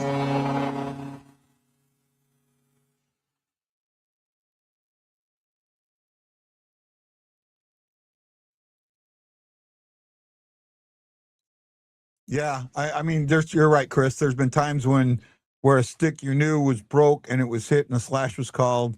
Where are you saying it's Stars getting the benefit of the doubt? Avs committed a penalty and it got called. That's a dumb argument. The Avs in a lot of cases do get. I mean, McKinnon gets the benefit of the doubt. We know that, but I get your point too. That was a penalty, but the Avs were. I want to make sure the Avs were complaining about it being a penalty, but it was an absolute penalty. Even if the stick was, he still did it right there, right? Brent Burns, the top consecutive games today. In a loss, the Blues, in a must-win game, defeat the Colorado Avalanche 3-2 on the second hat trick of the season and his first of his career for Robert Thomas. Snuggerud, 3 assists. Holloway, 3 assists. That line, 9 points. Man, oh man, am I excited. How excited am I? Should get up and dance the blues. It was a good game. The first line showed up. What you needed in this game. They played a perfect road game. This was a good game against a good Colorado team. In Redbeard, I understand what you're saying. Like I said, we talked about it. It was a penalty. My problem wasn't the penalty. My problem was what I'm talking about, like with superstars. It's not just the Avs. It's the Minnesota Wilds, Kaprizov. It's those type of guys that get the calls. And what it does is it sets a precedent that, if you don't get the call, then you can just bitch and complain, and you're just gonna get handed free penalties or free power plays. That's what it does for me. It sets a bad example for other people in the league, because then it kind of initiates things like diving, embellishment, which me and Guy have talked about on this show. Yeah. It sets bad examples. You don't play the game with honor. You don't want to play it and cheat your way to the top. Dr. Detroit said Blues making the playoff. I'm not there yet. McKinnon for a superstar gets called more than anyone.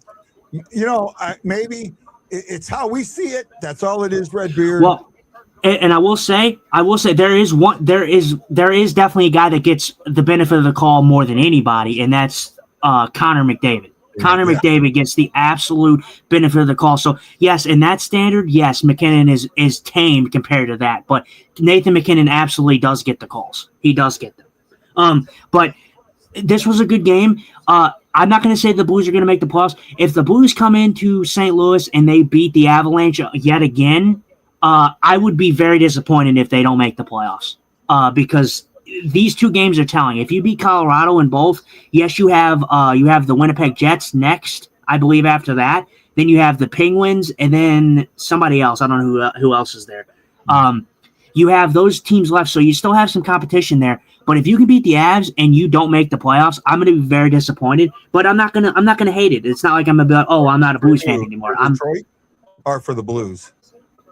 For the Blues. If I'm like I said, if we beat the Avs in the next game, if we beat them in the next game and we do not make the playoffs and we're not the team that's in the second wildcard spot, I would be disappointed because if you're beating Colorado twice back to back and you don't make the playoffs this late in the season, it's not like I'm going to be like, oh, I'm not a Blues fan anymore. I'm just going to be disappointed because they've shown that they can be there and be competitive. Redbeard, it was a great game. We got the win. There's Tuesday. Redbeard will be here Tuesday. You know that. We hope to see you. It's going to be close. It's going to be tough. Both teams are going to be rested, and really, you look at the Avs. They want to sew this conference and division up, and we're a rival for them. We're not playing like it, but we are a rival for them, and it's been that way for a while.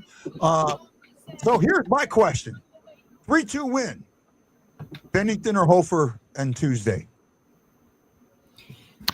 Well, see, and that's the hard part because you look at this game, and I talked about it earlier in the thing. I was like, oh, I kind of was surprised that Bennington wasn't in net for this game.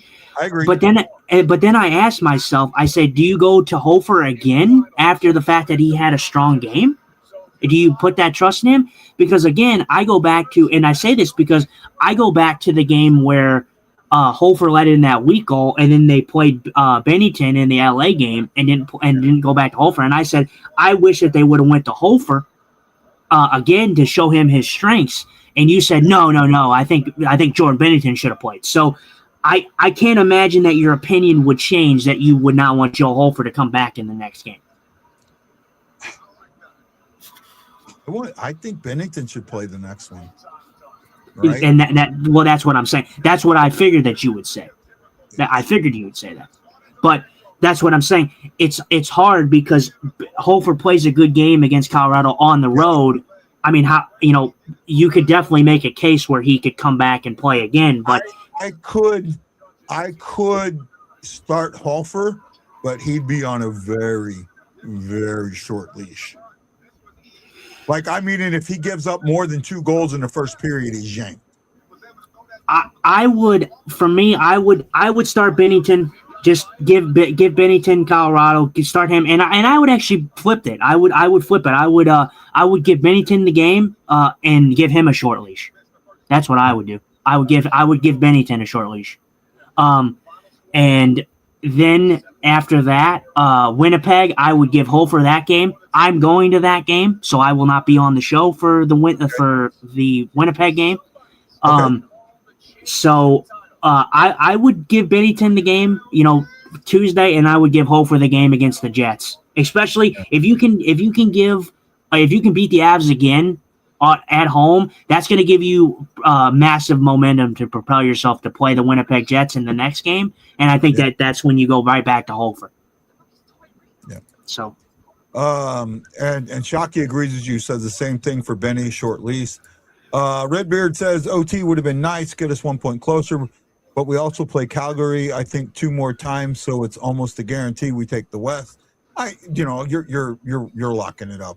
The beating the Dallas basically gave it to you, right? I mean, to put them so far out that, Redbeard says, well, I'm out. I got golf in the morning. I'll try and be here Tuesday. Well, we hope to see you. I think there was no post game, so they went straight to ESPN went straight to the women's Final Four, where UCLA wins its first NCAA championship, beating South Carolina, 79-51. I guess you want to call it? Yeah, I mean, unless you have something that you specifically want to talk about. Obviously, the first line had a big night tonight. Thomas getting his first hat trick of his career. This was a very, very good game by the first line. I mean, the first line was excellent in this game, against a very good Colorado team. Hey, Justin, remove that time you mentioned the Avs gave up too many goals when we're the best in the league in GA. Fun times. Or he said, remember. You sometimes the eye test fools you. And the eye test is that, the Avs got to score a lot because they give up a lot, and they really don't. But tonight, Blues played a perfect team game against Colorado. Robert Thomas was Johnny on the spot, getting 3 goals. Snuggerud, player of the game was, to me, first star was not Thomas. Thomas is going to get the first star, and I'll look that up. No, absolutely not. Absolutely not. Absolutely not. First star was Snuggerud. First star was Snuggerud in my eyes. You disagree? You disagree with that? You can't give a guy who got a hat trick not the start of the game or not the player of the game. I mean, Snuggerud starts this third goal off, and yes, he does get assist on the other ones, but the third one was the really high end one. The other one was just an easy an easy backhand pass to Thomas for a one-timer. Yeah, I mean, you can't give a guy with 3 goals not the player of the game. Well, I thought Snuggerud had probably one of the games of his career. Stars, number 3 star was from Colorado defense, Brett Burns, in his 1,000th game. I understand that. 1,000th consecutive game. Number 2 was Snuggerud with 3 assists, 2 primary assists, I think. Did he get all 3 primaries? No, 2 primaries. 2 primaries. 1 secondary. And the number 1 star was Robert Thomas with a hat trick.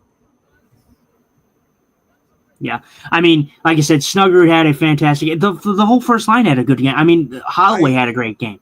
I understand the Thomas 3 goals, but Snuggerud, that third goal, that was all Snuggerud. That was Snuggerud with that third goal. That the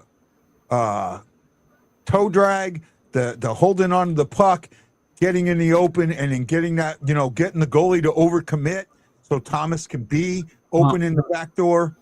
And that's fine. And that's fine. But again, he got 2 primary assists. That one play, although a fantastic play by Snuggerud, doesn't make him the player of the game in my eyes. You still have 2 other goals that were scored that were pretty much Thomas shooting the puck. So I can't, he had the other assist or whatever, but one play that was a fantastic play doesn't make him the player of the game in my eyes. Fair enough. Hey, we all see it differently. Actually, we had a 4-game road trip. We went 2-1-1. Beat the Ducks, beat 2 playoff teams, lost to a team trying to get into the playoffs, and and had an overtime loss to a team that's trying to get in the playoff. So, hey, it is what it is. I'm happy, and I guess it's time, Justin. How do we end the show, buddy? I think we got to ask, where are the girls? Where are they at? What are you wearing? A Canadian tuxedo. And I'm a hockey player. Let's go Blues. Let's go Blues. Now, everyone watching this show, are you ready for the question? Hockey fans, are you ready for the question? Justin Eagle Eye Scott, are you ready for the question? I'm ready for the question. Who's late for dinner? Where are the boys? Where are they at? It's chicken quesadillas. Where are they at? We're bleeding blue with you. Let's go Blues! Let's go Blues! Let's go Blues! Sorry about that. I clicked that a little early. Hey, this is Guy, the Why Blues fan, for my co-host, Justin Eagle Eye Scott. We are the BlueNote Fan Report. We are your home for live game day reaction as it happens, and for great interviews like Mike Myers and others who have joined us.